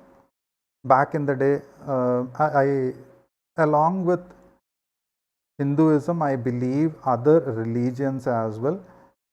I believe I'm a spiritual person, so I believe that particular time of point of time, I believe that it's a non-Hindu deity, that ultimately it's a god that who has placed his hand so that my head doesn't directly face an impact where I could have had a major head injury. Yet the hit was so hard that you can I'm not sure here or here, but you could see a scar somewhere here, right? Okay, now how it happened, why it happened. When I rolled off to the divider, dimma తిరిగిపోయింది అంటారు కదా, అంటే it's like stars going around your head, and then I'm like looking around what happened. My bike is like somewhere. Okay. My mobile phone scattered, my watch scattered. From nowhere, 3 to 4 people approached. Someone picked up my bike, one person picked up my mobile. The mobile ka case fell somewhere, the stylus fell somewhere, the mobile was somewhere. Fortunately the screen did not get damaged. There were scratches around the mobile. Samsung mobile, built strongly, quality product again. importance of quality products. Samsung mobile, very strongly built back in the day. Even after that terrible fall, all that happened to the mobile was like the back panel flew away, the battery flew away, the stylus flew away. Nothing happened on top of the screen because of quality product, because of well-built product. My watch fell down, quality product, nothing happened to the glass, only some scratches. Then you would have seen that I'm wearing this ring. There is a religious aspect involved to this as well. There is a backstory involved onto this gold as well, which I will share sometime later probably. This got scratched. My hand ruptured, the blood oozing out of both the hands. Imagine a person who rolled like a barrel, okay? My knuckles, my knees, both the knees got scraped. On the shoulders inside there were injuries, okay? I don't know from where all I have been bleeding. Fortunately, none of those injuries were like fatal, okay? They're like superficial. Only the skin, maybe the top layer and the layer underneath that got scraped. So, cutting it short, 3 to 4 people ran towards me. Someone picked up my bike, someone picked up my mobile, someone picked up my watch, and they all, this guy parked my bike to the side of the road. Someone came, picked me up, took me to the side of the road, from the divider to the side of the road. I'm on the national highway. Remember this, I'm on the national highway. Parameshwara kaapadu.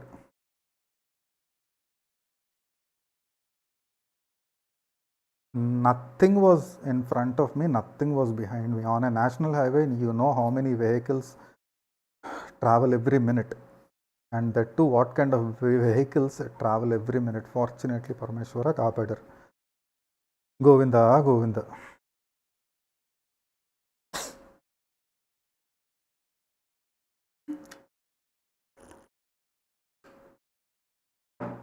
I highly recommend you to go ahead and take a look at that helmet, either on my Instagram or on my Facebook. Then you'll understand why I am sharing this incident with you. Chalo. Those 3-4 people, I was in a stunned state. They could have done anything. I don't even know what happened, and I was not in the proper mindset to think, contemplate, do things. I was like in a different state of mind for almost like 10 minutes. First of all, I don't know why I fell down, okay? Why my bike skidded off, what happened, why I rolled on the road. These all things were like hitting me left, right and center, and it was like sharp jabs hitting my mind. And I'm trying to understand everything one after the other. Meanwhile, this guy came and said, Tamdu, here's your watch. Someone came and said, are you okay or not? So this other fellow, he attached my mobile and said, brother, your mobile fell down, here it is. He could have taken away my mobile. This fellow could have taken away my watch. No. Nothing such happened. Fortunately, everyone were like helpful enough, kind enough to make sure that I was at the side of the road, safe and sound. When they saw that, I sat down, they asked me, do you need any help? Then I took my mobile and said, sir, it's okay, I'll go ahead and I'll call my family member. They'll come pick me up. I called my brother. Called my brother. I told him that don't tell Amma, but I met with an accident. I don't know what happened to me. And while talking to him, what we saw is that there was a dead dog on the road, on the highway, because of which, probably a truck or a bus crushed it, and its intestines and everything were like scattered on the road, because of which the skid happened. The skid happened on the national highway, and I fell down. So these guys came, they helped me. While I was on the phone with my brother, I saw this bike approaching the same point of the accident, and even before I could react, the fall happened. Unfortunately, it's a couple, it's a mid-aged couple, maybe around 35, 40, a male and a female, no kids, fortunately no kids. While on the phone, and when I saw this bike approaching, I wanted to run onto the highway, stop them. But because of my injuries, because of my scraped knees, because of the injuries on my body at that particular time, I could not take that step or take that leap further, because these were like restricting. If I moved, my jeans was scraping my skin. Hello, namaskaram, swagatam. Scraping my, and I could not move with that speed, could not take that leap further in order to at least warn the biker, saying that this is the danger over here. Okay, I could not warn the biker.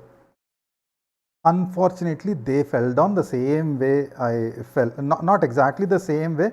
For their fortunate thing, when I fell down, I kind of flushed out the flesh, the intestines, everything, to maybe, when I fell down, it was like, maybe the dead dog was like in two pieces. When I fell down, it kind of like pace, it's a pace that even remembering this is kind of like a yuck incident.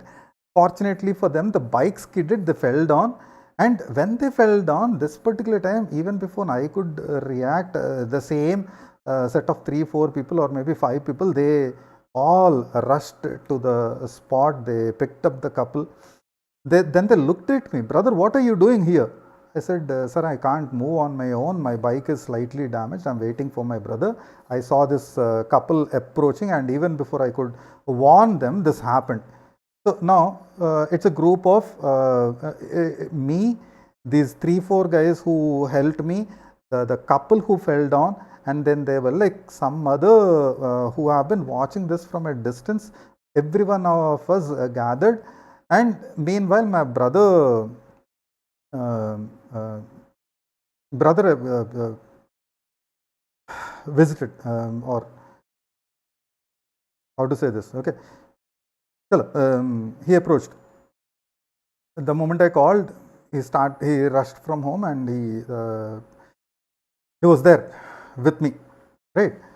Now, just before he, just after, I mean to say, after he came to me, I told him what all happened and this and that. I told him that కుక్క చచ్చిపోయి ఉంది road మీద, దానివల్ల జారి పడిపోయాము. The skid happened, and because of the dead dog, even this couple fell down.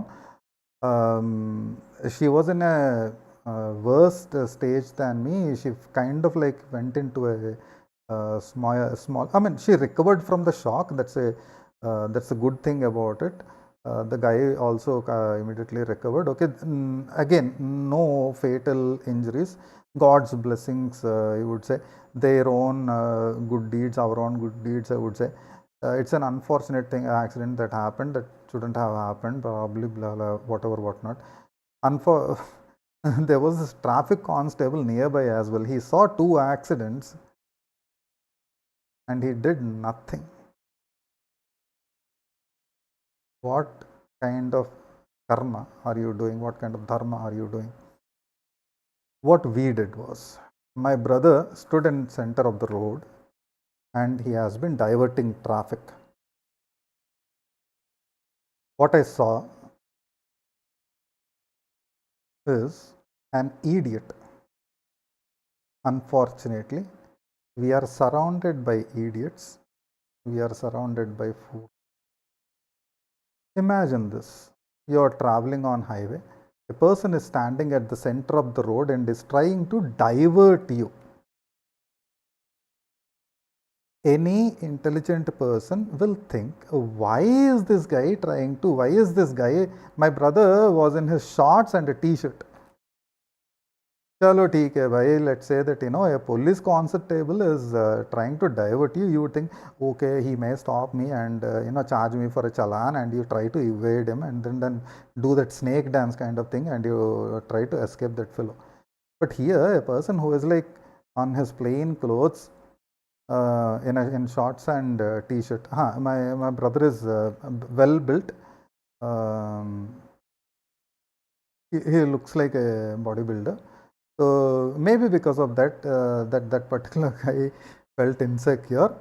So that particular biker, one guy, he tried to evade my brother, do snake dance, and in this concept, he entered the same spot that I entered, I fell down. This couple entered, this fell down. My brother was trying to help him to stop him to enter that particular area from the where the bikes were skidding off.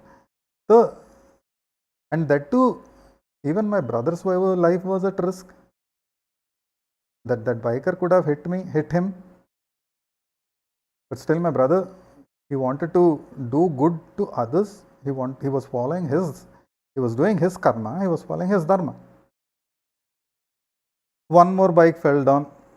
Immediately there were already somewhere around 10 people who were there attending me, this couple. They were and in this particular chaos, one more bike fell down. Again, there were these 3-4 guys went, helped the biker, brought him to the side.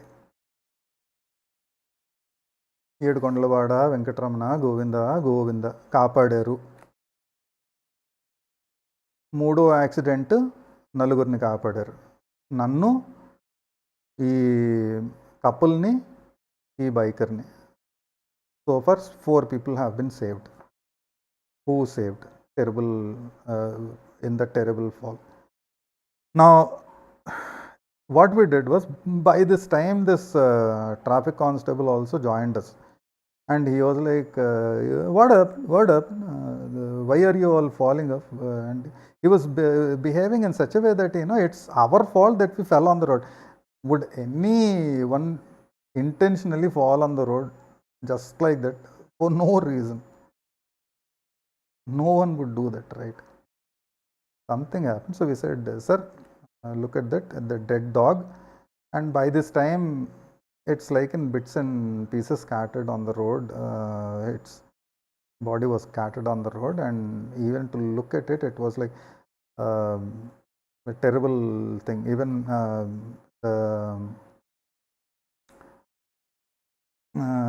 if I remember it, I very well remember that, its blood, flesh, and this was like on my clothes and body. I thought it's my blood that is oozing. But when my brother poured water on my skin body in order to cleanse it, that's when I realized that, it's actually that's blood, and felt very, very disgusted that a dead dog's internal things are like on me. Some of you have already understood why I'm sharing this. There are 2-3 reasons. If a person met with an accident and saw, the dead dog's internal parts on him, though I was like injured and all, felt disgusted about it. Now understand, Tirupati Laddu being altered and impure items in it, how would you feel? Going back to the accident. Okay. 3 bikes skidded off. Again, my brother and these guys, now along with my brother, one more fellow also joined, and they were trying to divert the traffic. Then we saw, chalo theek hai. For some reason, that particular day, the traffic was not that huge. Hardly one bike every 5-10 minutes, or maybe one bus or a truck every 5 or 10 minutes. That was only the frequency of the traffic that has been happening on that particular day. I don't know, maybe because it was Sunday, and people the day Mirchi movie was released, I don't remember if any cricket match was happening, because only when cricket matches happen, people are like stuck in their homes before the TVs. That's when you'll find a very low traffic on the roads. I don't really remember what was the reason. Highly because it was Sunday. Chalo, whatever. So while these guys were trying to divert the traffic, we were looking for some or the other items so that we can clean the road. One, we had sand in the sense, the mud and all on the side of the road. Whatever sand we were able to pick it up on the in hands. Though my hands were like injured and with blood, I still picked up the sand. I was trying to pour onto the road so that no one else would skid, and we were trying to negate the effect of the slipperiness on the road. Then on the side of the road, we saw some dead trees, branches and all, and we were able to get some of these branches and trying to form a broom so that we can sweep it away. While we were trying to do all this traffic police is like, okay, do this, okay, there is that piece left out, okay, do that, this. I'm like, what kind of person are you, man? So far, 3 bikes fell down. While all this was happening, we saw one bus approaching the same point. These guys were trying to divert the traffic. I don't know what that driver was thinking on that particular bus. He entered the point. I saw a live action Hollywood movie. The bus skidded off, traveling like this. The bus skidded off and it turned. I could literally see the bus turning right in front of my eyes. Not even 30 meters, not even 10 meters away from me. Hence I said live action Hollywood movie right in front of your eyes. Imagine how terrifying the situation would be when you see this. Chalo. He applied the brakes at the right time and he was able to control the bus. Fortunately, Govinda, Lord God Venkateshwara saved even every person in the bus, that it did not topple off. Had that happened, I don't know how bad. So by this time, what people started getting furious. So this traffic constable got onto the road. That's when he remembered his duties, his karma. And he started stopping the traffic now. It's no more diversion. It is like literal stopping the traffic because the accidents were becoming bigger and bigger after the minute. So by now, we collected as much sand as possible. We started pouring it onto the road so that we can negate the slipperiness. We created brooms of whatever we could find with branches, with leaves, whatever. We created brooms and we were like sweeping off the internal parts of the dead dog off the road. While someone were sweeping it off, I was pouring sand onto the blood and on the blah, blah, blah, blah, blah, and trying to again negate the slipperiness. Okay. So what is all this? What is the necessity that I should do all this? I already met with an accident. I could have just left the place. ఒక హిందువు సనాతన ధర్మాన్ని పాటించేవాడు వెళ్ళిపోలేడు, తట్టుకోలేడు. A person who follows Sanatana Dharma, a person who is spiritual, will not just leave from such kind of incidents.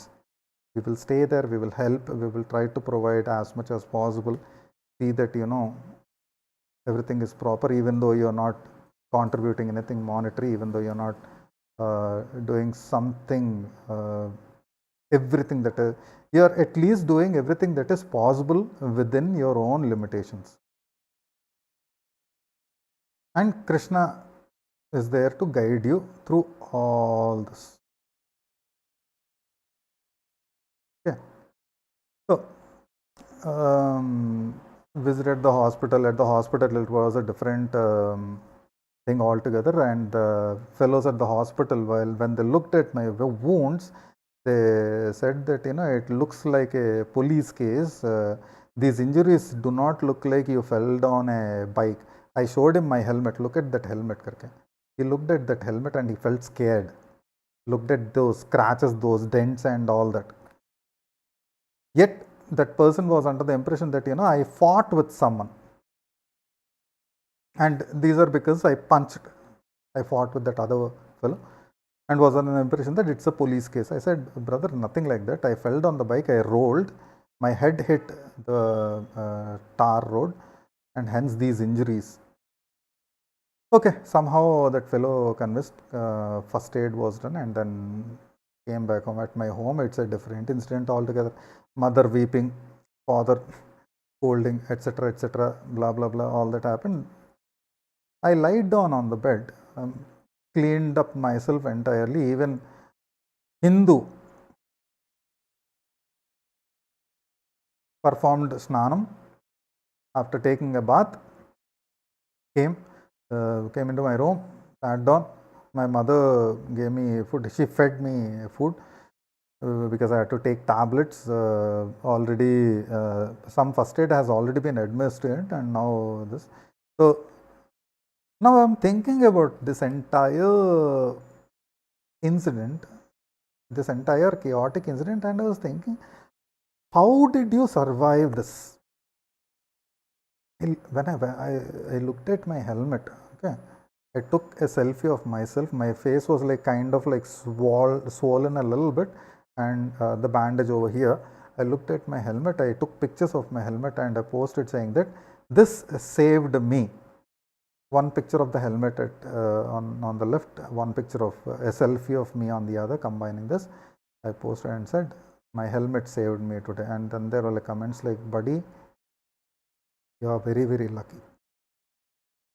Edukondalavada, Venkatramana, Govinda, Govinda, Kapadar, saved me. Who cushioned my head when it was about to hit the road? I hit the road, yet someone cushioned the fall, negated the fall. Who did it? This is, and then you will find a number of incidents like these shared across the social media. We believe in God. We visit Tirumala Tirupati Devasthanam, we offer prasadam, we share our experiences with God Venkateshwara. That Swami, this happened. Please keep us safe. Please keep my family safe. Give us good health. We ask for money. We pray to get a better job. We pray to get promotions. We pray for a better business deal, etc., etc., etc. Right? Yesterday, while watching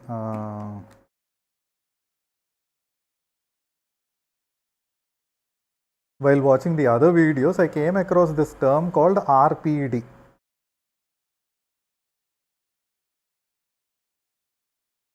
Very, very trying to lighten the situation a little bit. The person said RPD, RDP, room, darshanam, prasadam. Done. అంతేనా?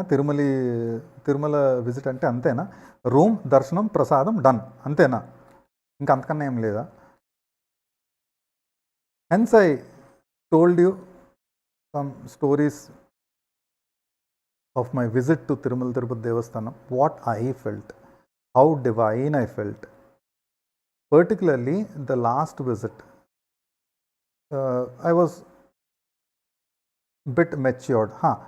One more thing. Though I was an alcoholic back in the day, for that duration of 1 week, would stop consuming alcohol and smoking before the journey begins, and till the journey is over and back to the home, even after that particular day back at home, wouldn't go for any alcohol or smoking or non-vegetarian food. And there have been practices that you wouldn't consume non-vegetarian food 2 days prior, sometimes 2 days prior, sometimes 1 week prior to your journey. And after you return to home, after your darshanam is over, you return to home, so then for 1 day or maybe 3 days or maybe 7 days, people wouldn't consume non-vegetarian food, wouldn't consume alcohol or smoke, because we fear, because it's a respect. Actually, it's a respect. There is fear involved. You would fear when you do something wrong. When you will respect, you will love the God when it is pure feeling from your heart to the God. So because of that, we follow certain practices. Some people perform fasting. I cannot fast. Impossible task for me. Really impossible task for me. And there are many stories that I can share with you involved with puja, involved with fasting. And if I continue entire night, we will just sit here and we would be talking about this. Being a Hindu, being a spiritual person, though I do not appreciate perform fasting, I would still follow certain practices. Okay, I'll share one small incident, story with this. I had good job, whereas marriage proposals were not happening because of XYZ reasons. So obviously what parents would do is like take your jatkam, go to Pandit Purohit, show them to them, then those Pandit Purohits, they will suggest that you have to do this kind of puja, you have to do this kind of homam, you have to visit such and such temple, offer these kind of prayers, etc, etc, etc, etc. So Sri Kurma Swami temple visit cheyali ani maaku chepparu. Sri Kurmamki vellali. Aithe there is a ritual that is involved in the entire this. From prior night 10 o'clock, after 10 p.m, I'm not supposed to consume even water. So whatever I had to consume, I had to do it before 10 p.m. 8 p.m. or 10 p.m, I don't remember. 10 p.m. is something I actually remember, because after 12, the next day begins as per the normal clock. According to Hinduism, the clock is like 5 p.m. to 5 to 5, right? From sunrise to sunset is what I mean to say. Chalo, to cut it short, should not even have water before before the darshanam, before the puja. So all this has been suggested to me. My brother did not visit Sri Kurmam along with us, but me, my mother and my father, we went there to perform the puja, to perform the ritual.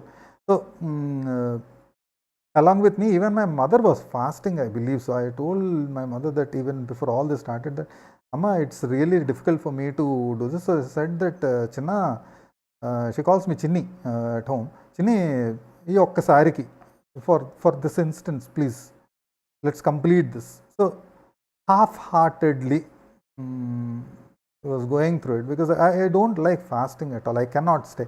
You look at me, I'm already so thin. Okay, if I consume this much of food, I'm like done. Okay, my tummy is full and I can't have anything more. And a person like me, fasting is like, and not just that, I can't control my thoughts when I'm hungry. Since yesterday night, when I started watching these videos and all, the entire night I stayed awake. I went through like several interviews of spiritual leaders and spiritual persons who follow spirituality.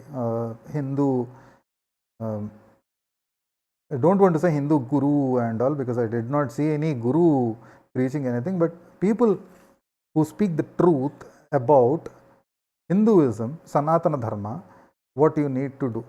Okay, and people who are trying to highlight what needs to be done, etc, etc. So throughout this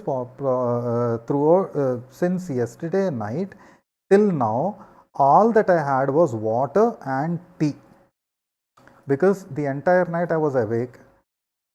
Amma woke up in the morning, so I had tea in the morning. She asked me, do you want to have anything? I was in a different state of mind. She prepared some breakfast. She asked me, would you have it? I said, no. And then somewhere around 10 a.m., I could not control my sleep at all, but somehow I tried to push it until like 11 a.m. I was continuing watching the videos. I wanted to take a look at the different perspectives. I watched interview of Chaganti Koteshwar Rao garu, Open Heart with RK. And Chaganti Koteshwar Rao, RK garu asked, Ramakrishna garu asked so many questions to Chaganti Koteshwar Rao garu, and Chaganti Koteshwar Rao has been explaining everything, like what is this, what is that, how is this. So one of the point involved in that was like, I'll come back to the visit to Sri Kurmam. Let's complete Sri Kurmam and then we'll talk about this particular interview. So, okay, I'm such a person that I cannot stay on an empty stomach yet. It's been what, 2 hours and 10 minutes so far, somewhere around 2 hours and 10 minutes, and I have been talking non-stop with an empty stomach since yesterday night. Yesterday dinner, that was it, and since then till now, no food. All that I had was water and tea. Going through such an emotional state, going through the feeling of disgust, have been the anger, the emotions running through. మేము ఎంతో దీక్షగా ఎంతో ప్రేమతో స్వామివారికి అర్పించుకునే లడ్డూని ఇలా చేశారా అని కోపం, ఆక్రోశం, పోట్ల ఎలా పోవాలి, ఈ కోపం ఈ ఆక్రోశం ఎలా పోవాలి, ఏం చేయాలి. డిప్యూటీ సీఎం గారు శ్రీ పవన్ కళ్యాణ్ గారు దీక్ష పూనుకున్నారు. 11 రోజులు cleansing process. Sri Chandrababu Naidu garu started the cleansing process at Tirumala Tirupati Devasthanam. Okay, from the moment he took the oath, that process began. Or even prior to that, the research and everything has been happening. There has been a question on the report that the sample was sent on such and such date. The tests were done. The report was out on such and such date in the month of July. And couple of days ago is when the report was released.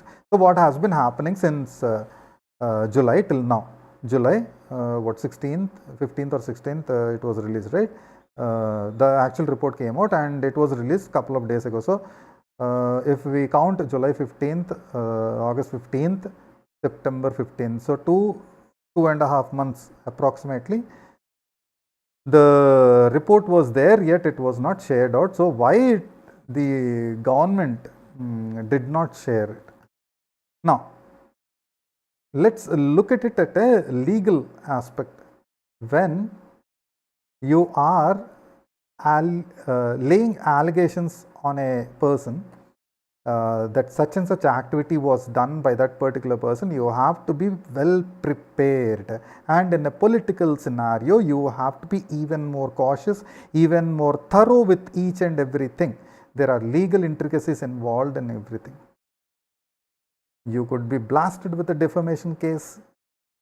There can be a counter suing happening. A lot of things that are involved, and in a political scenario, particularly if a ruling government is blaming a certain thing on the prior government, they have to be well prepared with everything. When I say well prepared, legally to go through all those proceedings, you have to perform your research. You have to be ready, prepared for it. It would take time, of course. Maybe there were other tests that were done, which I really don't know. Only when I go through some more research is when I would understand it. Okay, cutting it short.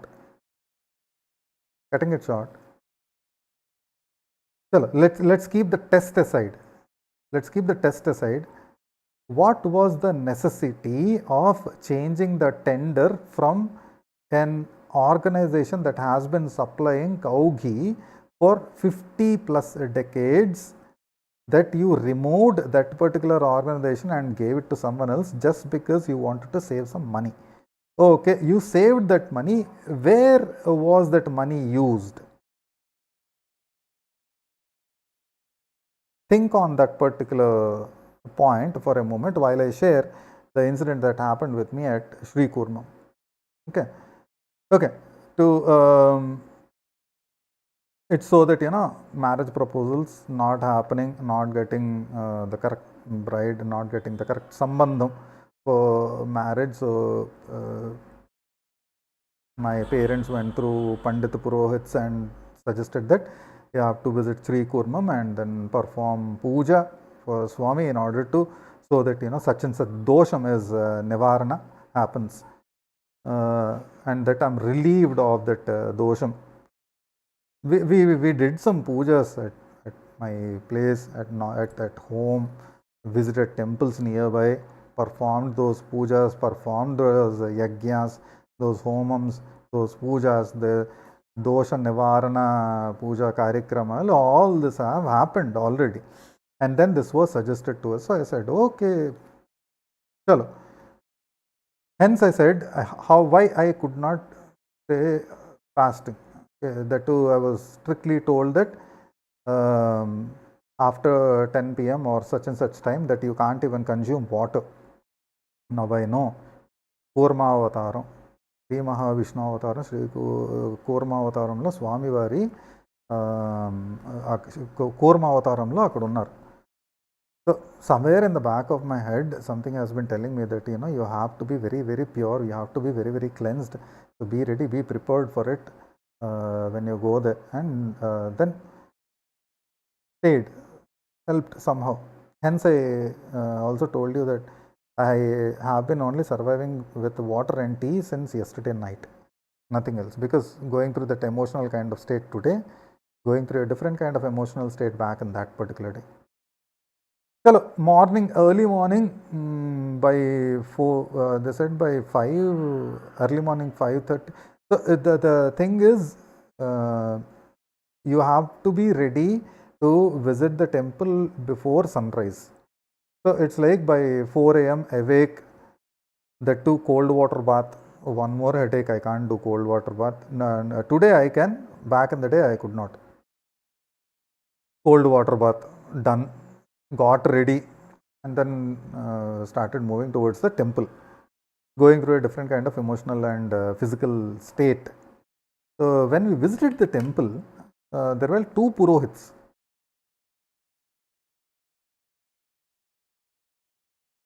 They asked us, where did you come from? What is the reason of your visit? So my mother told the Purohits that about the puja that was told to us, that we have to perform this ritual so that the dosha nivarana happens to me, and a proper marriage proposal and marriage happens. Immediately the Purohit said, who told you this?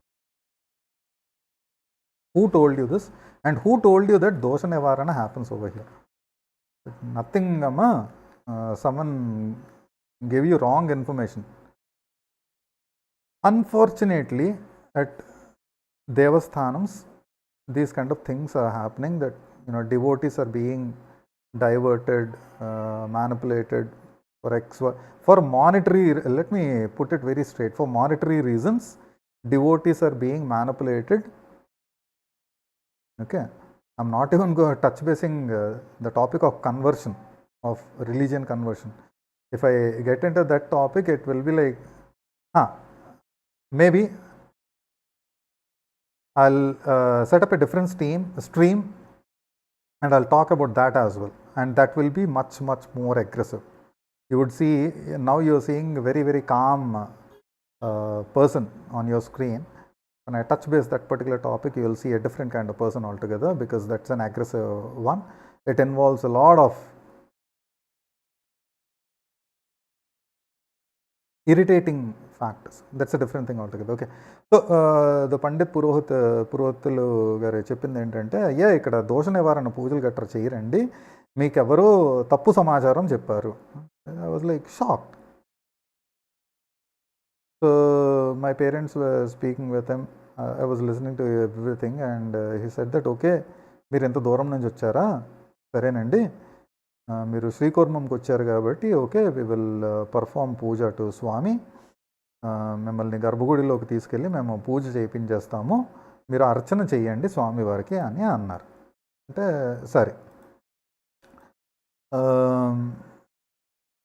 if you happen to get that chance, please visit Sri Kurmam temple. You will have a beautiful experience. The temple is carved out of a single stone. So when you enter, it's like you are entering a cave, and towards the left hand side, when you enter towards the left hand side, you will see Swami in Sri Kurma Avataram, in Kurma Avataram. Okay, now what I had to do is, I mean, it has been clarified to us that, you know, the dosha nivarana puja, blah blah blah, nothing such would happen over there, and it's just that, you know, we are performing archana to Swami here. So it's with 11 coconuts, I believe so. Kobbari bondam. When I say coconut, it's with the husk, not just the coconut. It's with the entire husk, 11 of it, and I'm performing archana. Pandita Purohitlu, they are chanting mantras. One person is handing me the kobbarikai, the coconut, and I'm pouring the sacred water onto Swami with devotion. And while pouring, slowly I could feel that, you know, a weight is being lifted off me. Like number 1 coconut, number 3 coconut, number 5, 7, these chantings are happening. I'm getting into like a different feeling altogether, which I could not understand. The moment I poured the 11th coconut, I fainted. When I fainted, it's a feeling that I did not faint because of the fasting that I did. I fainted because of a different reason altogether, which I could not understand. What I felt in my body is that I'm relieved of a lot of weight. Something happened physically, something happened mentally, and I'm relieved of a weight. What was that weight that escaped out of my body? Whatever it is. పండితులు పురోహితులు గారు ఏమన్నారని అంటే, మీ అబ్బాయికి దోష నివారణ అయిపోయిందండి, అందుకే పడిపోయాడు. That's one reason. The other reason, I have been fasting since 10 p.m. the prior night. Imagine a 28-29-year-old healthy fellow. Fortunately, no health ailments at that particular time. Can easily sustain one night of fasting, and I mean, you can easily avoid the night food, and even if you don't have breakfast in the morning, 5 a.m. in the morning, I don't think anyone would have breakfast. There are people who would eat breakfast at that particular time. I'm not neglecting or rejecting it, but yeah, normally everyone has their breakfast at like 7 a.m. or 8 a.m. or something like that, 9 a.m. Then you have the concept of brunch as well. That's a different topic altogether. But a healthy person wouldn't faint just because, you know, he did not had a dinner and breakfast, right? So what was that weight that escaped off my body? Edukondalvada Venkatramana Govinda Govinda. Sri Kurmam, I had that kind of experience. Spiritually enlightening experience. So, 2 things that I covered here is like misinformation to the devotees. That if you visit such and such temple, this is what is waiting for you over there. This needs to be avoided. Tell the truth. ధర్మ మందిరాలలో అబద్ధం ఆడరాదు, నిజం కానిది చెప్పరాదు, మోసం చేయరాదు. కలియుగం ఇవన్నీ జరుగుతాయి అని అంటారు. కలియుగం ఇవన్నీ జరుగుతాయి, ఇవన్నీ మామూలే అని, వీటన్నిటికి మీరు అలవాటు అయిపోవాలి అని అంటారు. Why is my question? Why should you consume something impure? Why should you be okay when you see something is wrong? You should question it. Number one, you should question it. Bhagavad Gita, the entire Bhagavad Gita is filled of questions and answers from Sri Krishna. Bhagavad Gita teaches you that you should question. నేనెందుకు యుద్ధం చెయ్యాలి అని అర్జునుడు కృష్ణుడిని అడిగారు. నేను చెయ్యను, నేను చెయ్యలేను, నా వల్ల కాదు, నా వంశస్థులు నా ముందున్నారు, నేను యుద్ధం చెయ్యలేను, నేను ఎందుకు యుద్ధం చెయ్యాలి? శ్రీకృష్ణ's answer, it is your karma and you have to fulfill your dharma, and it is your job to fight in order to eradicate the adharmam that has been performed by this Kuru Vamsha. This Kuru Vamsha needs to get wiped off, Arjuna. It is your task, it is your dharmam to fight. You do your karma, you forget about the result. I'll share one incident of Bhagavad Gita that happened during Kurukshetra Yuddham. Cleansing process. To keep it very, very simple, cleansing process. And how difficult is that cleansing process? What kind of impossible tasks were achieved by Partha and Parthasarathi? Before Kurukshetra began, everyone involved went through their own ways of acquiring their weapons, their chariots, etc., etc.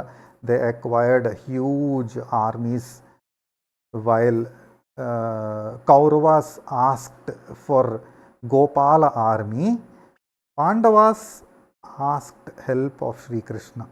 Arjuna asked Sri Krishna that మీరు నాకు పార్థసారథిగా ఉండాలి, నన్ను ముందుకు నడిపించడానికి అని Arjuna asked Sri Krishna. And Sri Krishna loves Arjuna. Okay, loves Arjuna to that extent that శ్రీకృష్ణుడికి తెలియదా? ప్రపంచాన్ని సృష్టించిన, ప్రపంచాన్ని నడిపిస్తున్న స్వామికి తెలియదా అర్జునుడు ఎందుకు అడిగాడా అని? అర్జునుడితో అడిగిపించింది ఎవరు? ఆలోచించండి. సరే, కురుక్షేత్ర యుద్ధం హ్యాపెండ్. 18 రోజులు హోరాహోరీగా పోరాటాలు అన్నీ జరిగాయి. Before Kurukshetra yuddham, the chariot of Arjuna was granted to him by Agnideva, and Shri Hanuman stayed in the flag of the chariot. Okay, every chariot has its own flag and it has its own importance. The chariot of Arjuna is so sacred, special, that it's been driven by 4 horses by Parthasarathi, none other than Krishna. The flag has Sri Hanumanji. The entire Kurukshetra Yuddham happened. There were like powerful astras that has been used by Pandavas and Kauravas. One more incident involved when Karna, when the duel happened between Arjuna and Karna. When Karna used his astras on Arjuna, Arjuna's chariot moved like 2 paces. Hardly 2 paces. When Arjuna used his weapons on Karna, Karna's chariot moved maybe 10 paces away, 20 paces away, but then he recovered and then again retaliated, used his astras on Arjuna, on Krishna and Arjuna, and there his chariot moved hardly 2 paces, hardly 2 paces. But Krishna said, धन्य धन्य है वो माता जो इस पुत्र को, इस वीर पुत्र को जन्मी है. ఎంతో అద్భుతమైన ఎంతో వీరోచితమైన ఈ వీరుణ్ణి కన్న ఆ తల్లి ఎంత గొప్పదో. ఆ తల్లి ఆశీర్వాదంతో ఈ వీరుడు జన్మించాడని కర్ణుణ్ణి కృష్ణుడు పొగుడుతుంటాడు. No Arjuna is jealous. Arjuna మానవుడు gets jealous, gets angry very very easily, gets emotional very very easily. Is that why Bhagavad Gita was preached to Arjuna and everyone else around heard it, right? Arjuna gets furiated, says, Krishna, when I use my weapons on Karna, his chariot is like falling back for like these many x number of paces, but you are praising him rather than me. You should praise me rather than him. Then he says, లోకాలని నడిపిస్తున్న వాడు నీతో కూర్చునున్నాడు. శ్రీ హనుమంతుడు నీ ఫ్లాగ్లో ఉన్నారు. Your chariot is being driven by the person who drives the entire world. And Sri Hanumanji is on your flag. Till your chariot hardly moved 2 paces. Karna was able to push back this sacred chariot at least these 2 paces. So imagine how powerful Karna is. That is the kind of appreciation showed by Krishna to Karna, though Karna is an opponent. Dharmam. ఎవరైనా చెడు చేసినప్పుడు మీరు శిక్షిస్తున్నారు, ఎవరైనా మంచి చేస్తున్నప్పుడు పొగడాలి, వాళ్ళని వెన్నుతట్టి ప్రోత్సహించాలి. చెడు చేస్తున్నప్పుడు మనం ఎప్పుడైతే మన ఆగ్రహం తెలుపుతున్నామో, ఒక మంచి జరిగినప్పుడు అతను ఒక పనిని సాధించినప్పుడు పొగడాలి కూడా. అంతరార్థం. ఓకే. కురుక్షేత్ర యుద్ధం completed. Entire Kuru Vamsham wiped off. Kauravas are done, dusted. మట్టిలో కలిసిపోయారు. Because they did అధర్మ. అధర్మ చేసిన వాళ్ళు ఎలా మట్టి కలిసిపోతారో మహాభారతం కురుక్షేత్ర యుద్ధంలో మనకి పోసకొచ్చినట్టు భగవద్గీతలో తెలిపారు. If you follow adharma, you will be wiped off. And if you follow dharma, what happens has been told in Bhagavad Gita.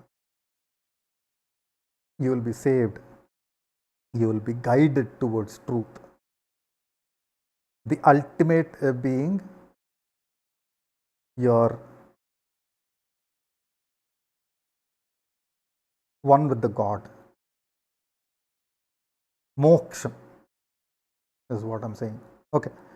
Kurukshetra Yuddha happened. Kuru Vamsham wiped off. Kauravas done, dusted, wiped off. Now everyone are putting aside their weapons, and also Krishna told Arjuna that Arjuna, leave the chariot immediately. Do not delay, leave the chariot immediately. Once you leave the chariot, I will get down, and then Hanumanji will also have to leave.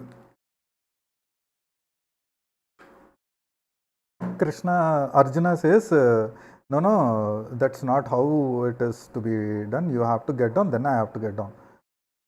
That's something between the charioteer and the person who is riding in the chariot. I don't understand why.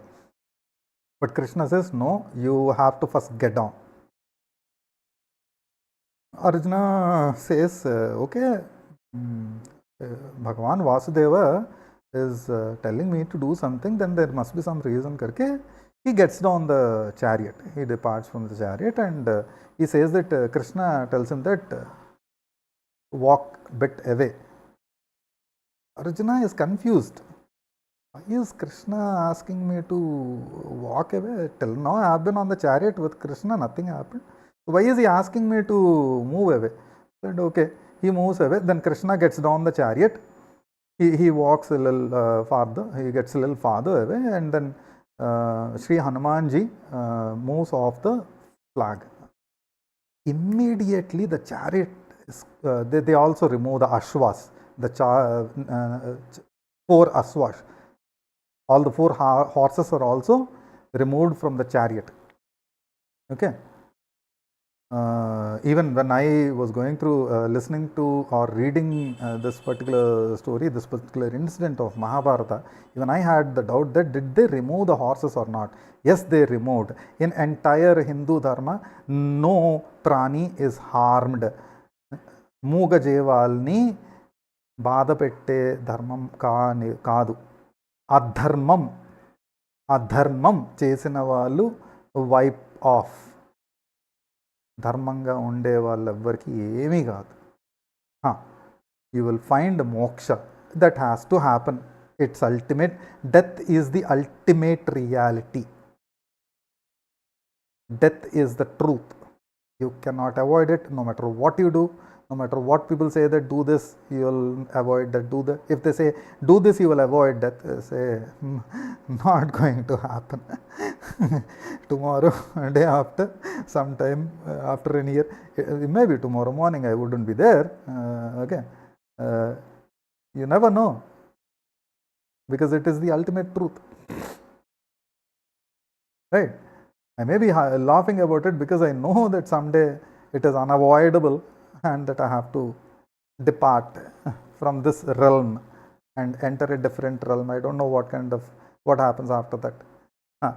There are several things that is preached that after your death you'll either go to Swarga or go to Naraka according to your actions that you perform on earth. Okay, so the chariot is on fire. Bhaga mandipotundi ratham. అండిపోయి బూడిదైపోయింది. Arjuna is shocked. Krishna is smiling. So, looking at Krishna smiling, Arjuna said, hey Vasudeva, ఇంతసేపు మనం రథం మీద ఉన్నాం, ఏమీ కాలేదు. 18 రోజుల యుద్ధం జరిగింది, ఏమీ కాలేదు. ఇంతసేపు ఇప్పుడు వరకు మీరు దిగమన్నంత వరకు రథం మీదే ఉన్నాం, ఏమీ కాలేదు. ఉన్నట్టుగా రథానికి ఎక్కడ నుంచి అగ్గి అంటుకుంది, ఎలా బూడిదైపోయింది. Arjuna's dilemma is that through 18 days of war of Kurukshetra Yuddha, nothing happened to the chariot. Did not even get damaged. After the war, till the time Krishna asked Arjuna to step off, walk away from the chariot, nothing happened to it. But the moment he said, walk away, and as soon as Krishna stepped off the chariot, as soon as Sri Hanumanji moved off the flag, it caught on fire and it turned to ashes. Arjuna's dilemma: how did this occur? How did this happen? That through this entire debacle, nothing happened to the chariot, but all of a sudden it turned into ashes. Sri Krishna is smiling. Jagannataka Sutradhari. Bhagavan Shri Krishna is Jagannataka Sutradhari. మనం ఈ జగన్నాటకంలో నిమిత్త మాత్రం just పావుకులం. ఈ పావుకుల ఆట ఆడుతున్న జగన్నాటక సూత్రధారి మనల్ని అందరినీ అలా ఆడిస్తున్నారు. నవ్వుతున్నారు. స్వామివారు నవ్వుతున్నారు. నవ్వుతుంటే అర్జునుడికి Arjuna has already asked so many questions throughout before Bhagavad Gita preaching began, and even during Bhagavad Gita was being preached. Arjuna asked several questions, hundreds. He had hundreds of questions, and for every question Sri Krishna ji smiled and answered it. Not just answered to the questions, but also explained why this is and why it is not. He answered, Sri Krishna answered everything, but never at a point said that why are you asking this question. If you look at non-Hindu dharmas, if you ask, forget about asking a question. If you ask a question, you are out. Okay. Even in Hindu Dharma, there have been several times when you ask questions. This happens only when you ask a question to idiots and fools. If you ask an intellectual person, he will answer it. He will tell you the reason behind it. I had many questions. Okay, before going to that, let's complete the chariot part. Okay, chariot caught fire, it turned into ashes. Arjuna had a question, big question. Why? How? So Krishna smiled and answered, do you remember how many astras has been used on you by all these warriors? Different kind of astras which are powerful than nuclear and atomic bombs have been used in Kurukshetra Yuddha. And it has been archaeologically proven that Mahabharata Yuddha happened. There are remnants of that war found at different places around the globe, particularly nearby the Indus Valley. During one of the surveys, they found that some huge weapon was used which resembled a nuclear crater. But around the Indus Valley, after the invention of nuclear and atomic bombs, no such bombs were dropped at that place. But yet, archaeological surveys have found out that such a kind of remnants were there, that some very, very huge weapon was used. Could have been from Mahabharata. We can only connect the dots. Okay, whether Kurukshetra happened at that nearby that area, or if that weapon's impact was found nearby that Indus Valley area or not. I only have half knowledge, so I'm not concretely talking about it yet. Was there? So such kind of powerful weapons, which were 100 times powerful than nuclear and atomic bombs, were used. Arjuna's chariot absorbed everything because of the presence of the one who runs the entire world. Sri Hanumanji has been there on the flag as a savior. Sri Krishna driven that chariot, avoiding multiple heavy weapons, and even though such an impact happened on the chariot absorbed everything, nothing happened to it. But the moment they stepped out, the moment they stepped away, it caught fire, it turned into ashes. Now Arjuna understood. లోకాలని నడిపించిన స్వామి నాతో ఉన్నారు కాబట్టి ఇదంతా సాధ్యమయ్యింది. Arjuna gets that varam from Sri Krishna that during the war I'll be there, I'll be with you. నేను ధర్మ మార్గంలో నడిపిస్తాను, నీ కర్మ నువ్వు అనుసరించేందుకు నీకు నేను సహాయం చేస్తాను. కృష్ణ మీరున్నారు. After Bhagavad Gita was preached, Arjuna understood the ultimate truth that when Sri Krishna is with you, when Sriman Narayana, incarnation Sri Krishna is with you, You should not worry about the outcome and the result of your actions. All that you need to do is perform those actions. What's the action? What is the job of Arjuna? The job of Arjuna was to use his weapons, is to fight. That's all he had to do. The result of the fight is immaterialistic, is irrespective of the person before him. Okay. అధర్మం చేసిన వాళ్ళందరూ కూడా తుడిచిపెట్టుకుపోయారు. That is the ultimate point of what I wanted to say. Now here remember, Kauravas ఘోరమైన పాతకాలు చేశారు. ఎన్నో పాపాలు చేశారు. ఒక స్త్రీని అవమానించారు.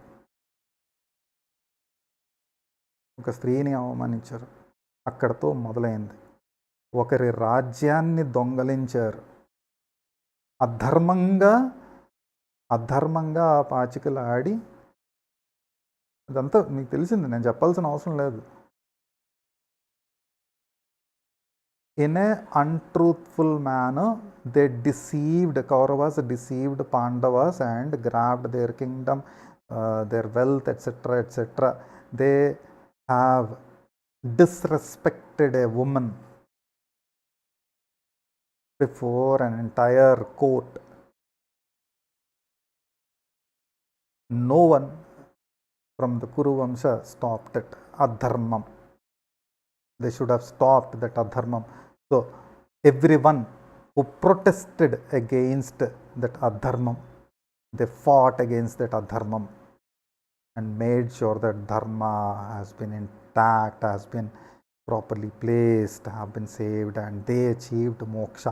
All those who went ahead did that adharmam have been wiped off.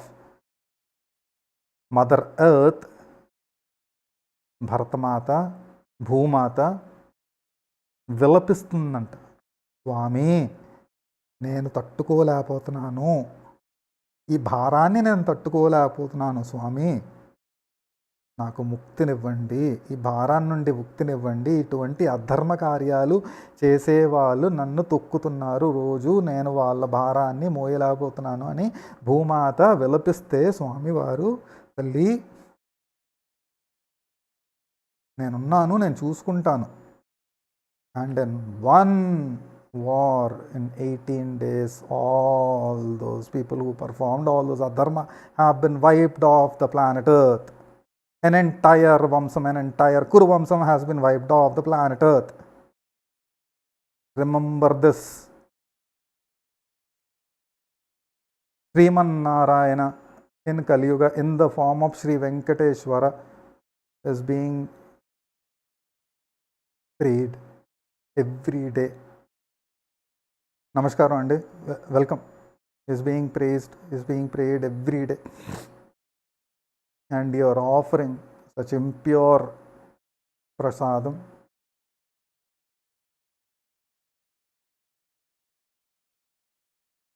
అంత మదమెక్కిపోయి ఉన్నావా?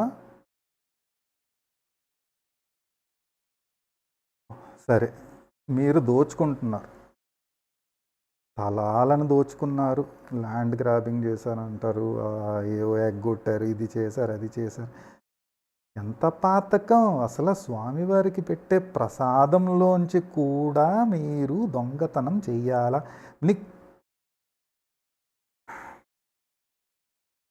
You should never forget about quality. Today everyone are running behind quantity. అంతే. While watching those, thank you so much, Mahesh Sharma garu. While watching the videos yesterday, I understood the fact that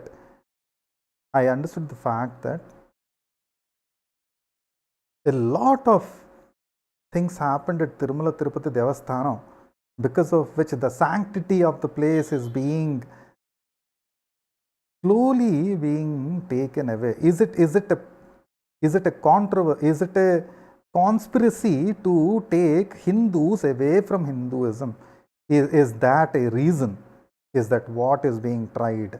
I will definitely talk about this on a different video. It's already being 3 hours.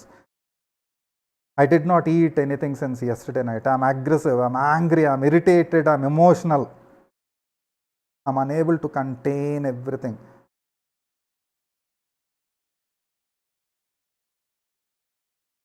I'm trying to control my anger and speak with you guys so that I'm consoled. అమ్మతో నిన్న రాత్రి మాట్లాడుతున్నాం. అమ్మతో మాట్లాడుతూ, ఏంటమ్మా అమ్మ బాధపడింది, ఇలాగా శ్రీవారి ప్రసాదంలో ఇలా కలిపిసారంటరా ఇది అని. పోస్ట్ అవి కూడా చూస్తుంటే మా ఫ్రెండ్ అండి, తన పేరు శ్రీకాంత్. శ్రీకాంత్ తను ఒక స్టేటస్ పెట్టాడు. ఆ స్టేటస్ చూసి నేను మొదట నాకు నవ్వు ఆపుకోలేకపోయాను. ఆ తర్వాత నాకు ఒక పెద్ద ప్రశ్న వచ్చింది. తన పెట్టిన పోస్ట్ని చదివి వినిపిస్తున్నాను. లడ్డూ సంగతి తర్వాత చూద్దాం, ముందు అసలు స్వామివారి అమ్మవారి నగలు అన్నీ ఉన్నాయా, ఒకవేళ ఉంటే అవి ఒరిజినలా డూప్లికేటా అని చూడండి. Translating it into English, let's keep the topic of the laddu impurity aside for a little moment. Now, my question over here is, are the ornaments that have been offered to Swamivaru and Ammavaru, the devotees offer gold ornaments to Venkateshwara Swami and Ammavaru on a regular basis, and now my friend question is that, are they there? If they are there, is it gold or not? You have to first check that. ప్రసాదం అని అంటున్నాడు. ఈ post చదివిన తర్వాత నాకు భయం వేసింది. కరెక్టే కదా. ఇంకొక ప్రశ్న, లడ్డూలో కలిపారు ఎందుకు ఒక ప్రశ్న, ఎందుకు ఆ టెండర్లను మార్చారు ఇంకొక ప్రశ్న, ఎంత గడించారు, ఎంత సేవ్ చేసేసారు ఇంకొక ప్రశ్న, మా వాడు శ్రీకాంత్ అడిగాడు ఇంకొక ప్రశ్న. వీటికి సమాధానం ఇప్పుడు మనకు దొరుకుతుంది. మంచి ప్రశ్న అడిగాడు కదా. Are those ornaments safe? If they are safe, is it still gold? Even that particular thought didn't even occur in my mind. It's a very, very valid question. When the land grabbing and all those news unearthed, now I even wonder how much of the land at Tirumala and Tirupati is still intact. Is it still under the control of Tirumala Tirupati Devasthanam?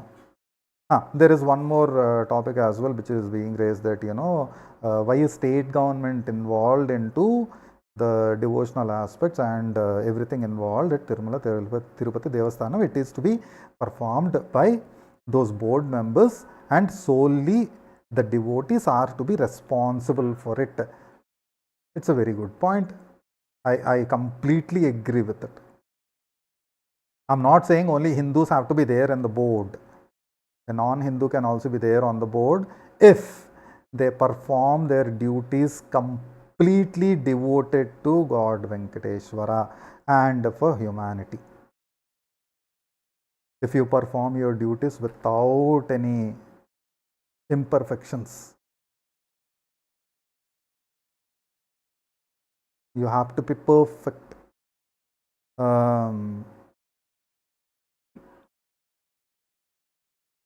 While looking at the different videos, I completely forgot. Earlier we spoke about the small gopuras and the mandiras right next to right next to the main gopuram of Tirupati, right? Of Tirumala Devasthanam. Swamivari main gopuram chuttutta there are small gopuras and temples. One of those temples, one of those gopuram was built for a human. ఒక అవ్వ long time ago, an old lady, she used to bring a huge matka of majjiga, buttermilk, and would serve it to the devotees from morning till night. So everyone asked her, and free of cost, that too free of cost. Okay. So let it be a rainy day, let it be a hot sunny day, what she felt is like, it's my dharma to offer buttermilk to the devotees of God Venkateshwara, and this is the seva I'm performing to God Venkateshwara karke. That's what her thought was, and she continued to serve buttermilk to all those devotees. Let it be a hot sunny day, let it be a rainy day, even if it was heavily raining, it was still her dharma. She wanted to perform her karma, that I have to serve buttermilk to these devotees.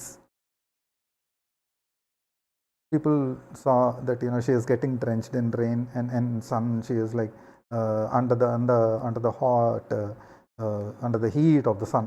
So what they did was, they built a small gopuram for her so that she is sheltered.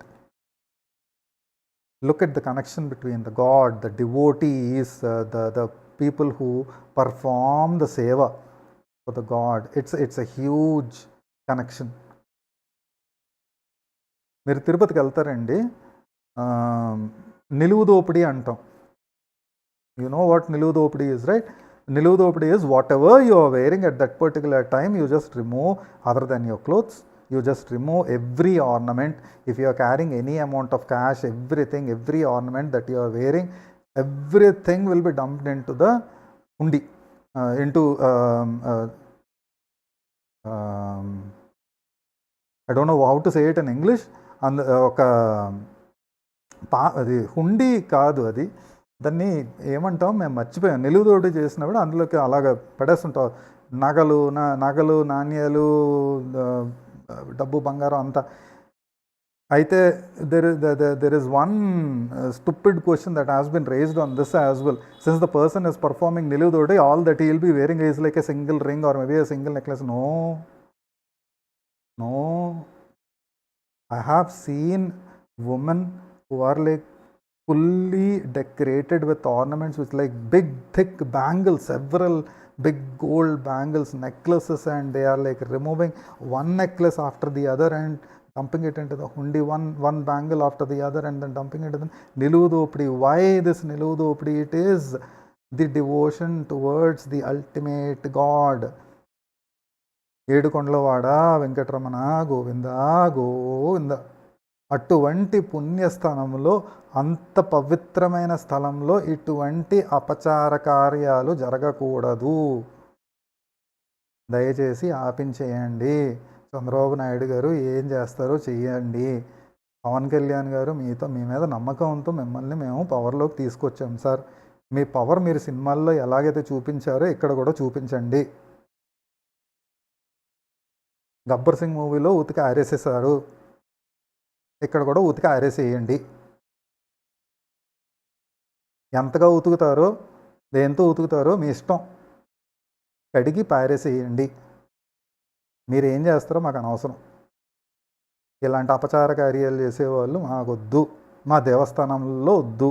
మీరు 11 రోజులు దీక్షలో ఉన్నారు, మీ 11 రోజుల దీక్ష సఫలపూర్వకంగా జరగాలి అని నా మనస్ఫూర్తి కోరిక. క్లెన్జింగ్ ప్రాసెస్ అనేది మీరు మొదలుపెట్టారు, దానికి చాలా చాలా చాలా చాలా ధన్యవాదాలు పవన్ కళ్యాణ్ గారు. డిప్యూటీ సీఎం పవన్ కళ్యాణ్ గారు, మిమ్మల్ని అడుగుతున్నది ఏంటంటే, ఇటువంటి అపచార కార్యాలు జరగకూడదు. అది చేసిన, అందులో ఇన్వాల్వ్ అయిన ప్రతి ఒక్కరికి శిక్ష పడాలి. ఒకవేళ ఇది పొలిటికల్ గిమ్మిక్కే అయితే,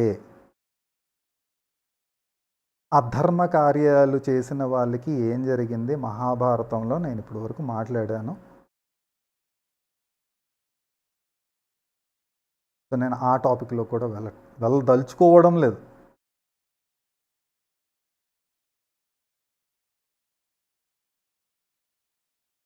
మాకొద్దండి, మాకొద్దు. 2000 సంవత్సరం ముందు వరకు తిరుమల తిరుపతి దేవస్థానం ఎలా ఉండేది, 2000 సంవత్సరం తర్వాత మాకేంటండి ఈ దౌర్భాగ్యం, గత 5 ఏళ్ళుగా మాకెందుకండి ఈ దౌర్భాగ్యం. పవన్ కళ్యాణ్ గారికి, డిప్యూటీ సీఎం పవన్ కళ్యాణ్ గారికి నేను ఇంకొక ప్రశ్న అడగాలనుకుంటున్నాను. మీరు 2014లో చంద్రబాబు నాయుడు గారితో కలిసి అతన్ని పవర్లోకి తీసుకురావడానికి మీరు మీ సాయశక్తుల ప్రయత్నించి మీరు మాట్లాడి అందరినీ ప్రేరేపించి టీడీపీ గవర్నమెంట్ వచ్చేలాగా చేశారు. 2019లో ఓట్లు చీలిపోతాయి అని తెలిసి కూడా మీరు జనసేన పార్టీ వైపు నుంచి, సరే మీ వైపు నుంచి మీ ప్రయత్నం అనేది మీరు చెయ్యాలి, మీరు చేశారు, అందులో ఫలితం విపరీతంగా వచ్చింది, అది జరగాల్సింది జరిగిపోయింది, తెలిసి కూడా ఎంతో కొంత తెలిసి కూడా, అయితే ఎక్కడో దగ్గర మీకు ఏదో కాన్ఫిడెన్స్ ఉంది మేము గెలుస్తామేమో అని చెప్పేసి అందుకని చెప్పి మీరు వెళ్ళారు, ఆ ఓట్లు అనేవి చీలిపోయాయి. దానివల్ల దౌర్భాగ్యకరమైన 5 సంవత్సరాలు ఆంధ్రదేశం అనుభవించాం. దానికి క్షమించండి డిప్యూటీ సీఎం పవన్ కళ్యాణ్ గారు, మీరు కూడా ఒకనందుకు కారణమే. ఒకనొక మీరు కూడా కారణమే, చంద్రబాబు నాయుడు గారు కారణమే. మీకు తెలుసు ఓట్లు చీలిపోతాయి అని తెలిసి. సరే, జరిగిపోయిన దానికోసం మనం మాట్లాడుకుని బాధపడి విచారించి దానివల్ల వచ్చేది ఒడిగేది ఏమీ లేదు. What can be done in the future? You are there in the government since 100 days, 100+ days. You have to start. You are already on to the process of cleansing. You should continue this very stringently. Please, చాలు చాలు మహాప్రభు. ఓర్చుకుంటున్నాం, తెలుగు ప్రజలు ఓర్చుకుంటున్నారు. ఎక్కడో దగ్గర ఈ dam ఇరిగిపోతుంది sir. The dam will break, it will collapse. That should never happen. Telugu ప్రజల ఓర్పు అనే ఆ డ్యామ్ కూలిపోకూడదు. ఇటువంటి ఘోర పాతకాలు చూస్తే మేము రోడ్డు మీదకి రావాల్సిన అవసరం ఉంటుంది. అది వద్దు సార్.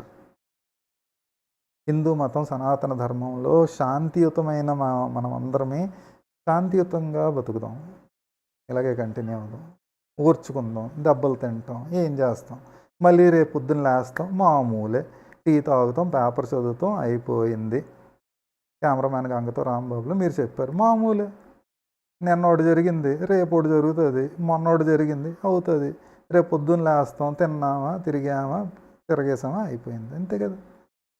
అంతకన్నా చేసేదేం లేదు కదా. ఇంకెన్ని వినాల్సి వస్తుందో. ఫర్నిచర్ ఎగిరేస్తారంట, దాని తర్వాత భూములు ఎగిరిపోయాయని అన్నారు, ఆ తర్వాత తిరుపతి లడ్డు విషయం ఇప్పుడు బయటకు వచ్చింది. మరి ఈ తర్వాత ఇంకేం వినాల్సి ఉంటుంది, ఇంకెటువంటి ఘోరాలు వినాల్సి ఉంటుందో ఏంటో స్వామి. ఏడుకొండలవాడ వెంకటరమణ గోవింద గోవింద. ఏడుపు వస్తుంది, want to cry, can't cry.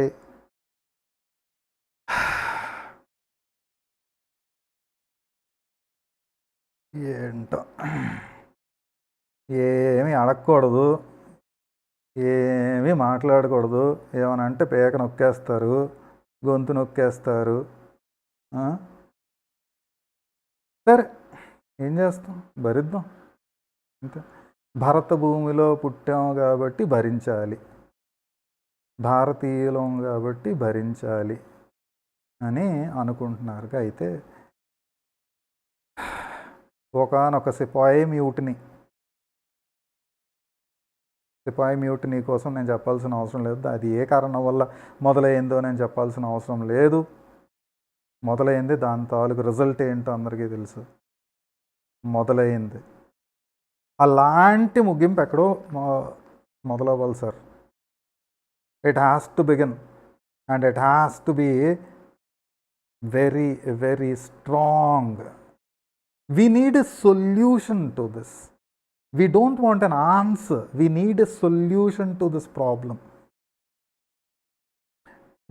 I'm not asking you to remove every criminal activity overnight. It will take a lot of time for this to get reversed, for this to get entirely solved. It may take 5 years, it may take 10 years, it may take 20 years. I'm ready to wait for that 5, 10 or 20 years. Yet I want a solution to this. I want a solution to this problem. I stopped reading newspaper long time ago. I stopped watching news long time ago, because the moment I open a newspaper, all that I read is latest news. Tirupati Laddu being adulterated, the materials used, impure materials used. This the kind of news, and much many more. Let me not talk about what happened in Kolkata, what happened in Delhi. Atrocious incidents. No one is feeling safe. ఒక అతను అన్నాడు, ఓ మహానుభావుడు అన్నాడు, ఆడది అర్ధరాత్రి ధైర్యంగా నడిచిన రోజు మనకి స్వాతంత్రం వచ్చిందని. అర్ధరాత్రి సంగతి, let's forget about the mid night.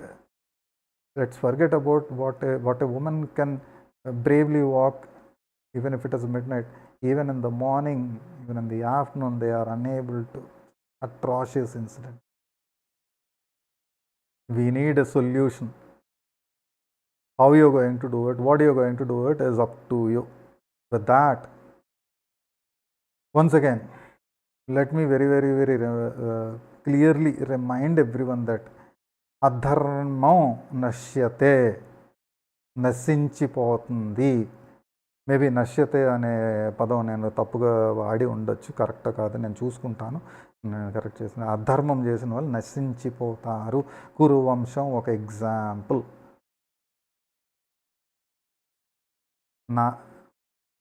నిన్న వీడియోస్ చూస్తున్న సమయంలో సందర్భంలో చాలా ఒక్కొక్క వీడియో చూస్తుంటే ఒక్కొక్క పాయింట్ మైండ్లోకి అర్జునుడు వేసిన బాణాలలాగా దూసుకుపోతున్నాయి. శరీరం చిల్లులు పడిపోయింది, మనసు చిల్లులు పడిపోయింది, మెదడు చితికిపోయింది, పేలిపోయింది. after hearing all those points and watching those videos, like, my goodness gracious. Okay, thank you so much. 3 గంటలుగా, since 3 years I have been blabbering, I would say, but I wanted to share my sheer frustration, irritation, anger and my emotion. I would like to conclude this here. Go freshen up, eat something, and I want to relax my mind. Govinda నామాన్ని జపిస్తానండి, నన్ను నేను calm down చేసుకుంటాను. నాకు చెప్పాలనిపించింది, నేను వచ్చాను, మాట్లాడాను.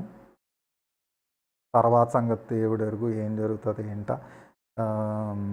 మళ్ళీ ఎందుకు గ్యాప్ వచ్చింది, లైవ్ ఎందుకు అని చెప్పి మీరు అడిగారు, బ్రదర్ అడిగారు. నెక్స్ట్ లైవ్ ఎప్పుడు చేస్తాను కూడా నాకు ఐడియా లేదు. నేను ప్రస్తుతానికి వాటి గురించి మాట్లాడే ఆ స్టేట్లో లేను. I'm not in the state to talk about when I'm going to perform the next live yet. I'm preparing a content for you guys.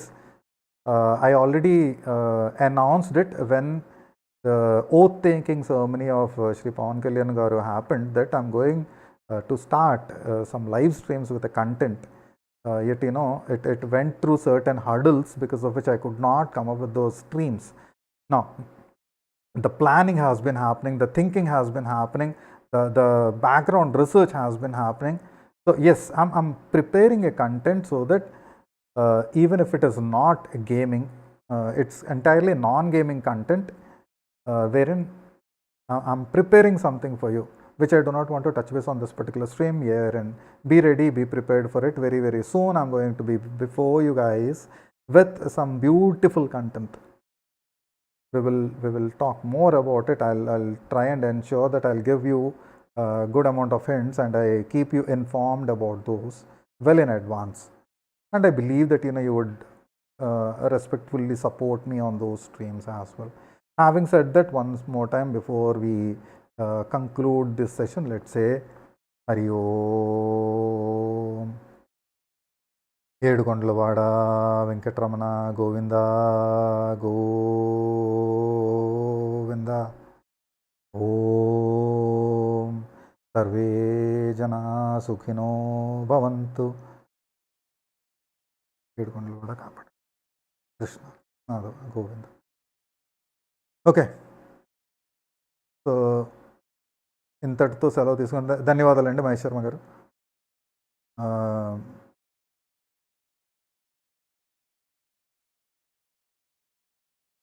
ఇంకా చాలా కోపం ఉంది, చాలా మాట్లాడాలని ఉంది. ఆల్రెడీ 3 గంటల నుంచి మాట్లాడుతున్నాను. ఇంకా ఓపిక ఉంది, ఇంకా మాట్లాడాలని ఉంది. అయితే ఏంటంటే సమయం సందర్భం 2 మనం చూసుకోవాల్సింది. ప్రతిదానికి ఒక హద్దు దాటకుండా మనం కంటిన్యూ అవ్వాలి. అయితే ఇప్పటికీ సెలవు తీసుకోవాలనుకుంటున్నాను. తొందరలోనే మీ ముందుకు వస్తాను. ఇంకొక లైవ్ సెషన్ మనం మాట్లాడుకుందాం. నేను ఇలాగే లైవ్ పెట్టి ఏదో ఒక రకంగా మీతో సమయం అనేది మీతో గడుపుతాను. అది మరి నెక్స్ట్ ఏ రోజు అనేది నేను చెప్పలేను. అయితే ఈ నెలలో ఇంకొక అనౌన్స్మెంట్ కూడా ఉంది. మీరు keep following me on Instagram. I inform some of my viewers on my WhatsApp. So look at the WhatsApp status, look at the Instagram stories so that you are informed. If you haven't yet followed me on Instagram or on my Facebook, please go ahead and follow. The links are there in the about section. Even YouTube is going through a little bit of change from where I can notify you guys about the upcoming changes or upcoming content. So follow me, subscribe to the channel, keep the bell icon on so that you get notified as and when I post some content. I have a beautiful idea that I'm still formulating. Okay, I do not want to give a sneak peek as of now. And there is a very very strong reason behind it. మా తాతగారు నాకు చెప్పింది ఏంటంటే, నువ్వు కుడి చేత్తో చేసే పని నీ ఎడం చేతికి తెలియకూడదు. That the task you're going to perform with your right hand should not be revealed to your left hand. You have to maintain that kind of secrecy so that the task is completed and is fulfilled. That's what my grandpa preached me, taught me. And on several occasions, when I looked at it holistically, I understood the main reason behind it. So you'll get notified when the time is right, when it is ready. So follow, subscribe, yes, hit that bell icon. With that, namaskaram, dhanyavadalu, thank you so much.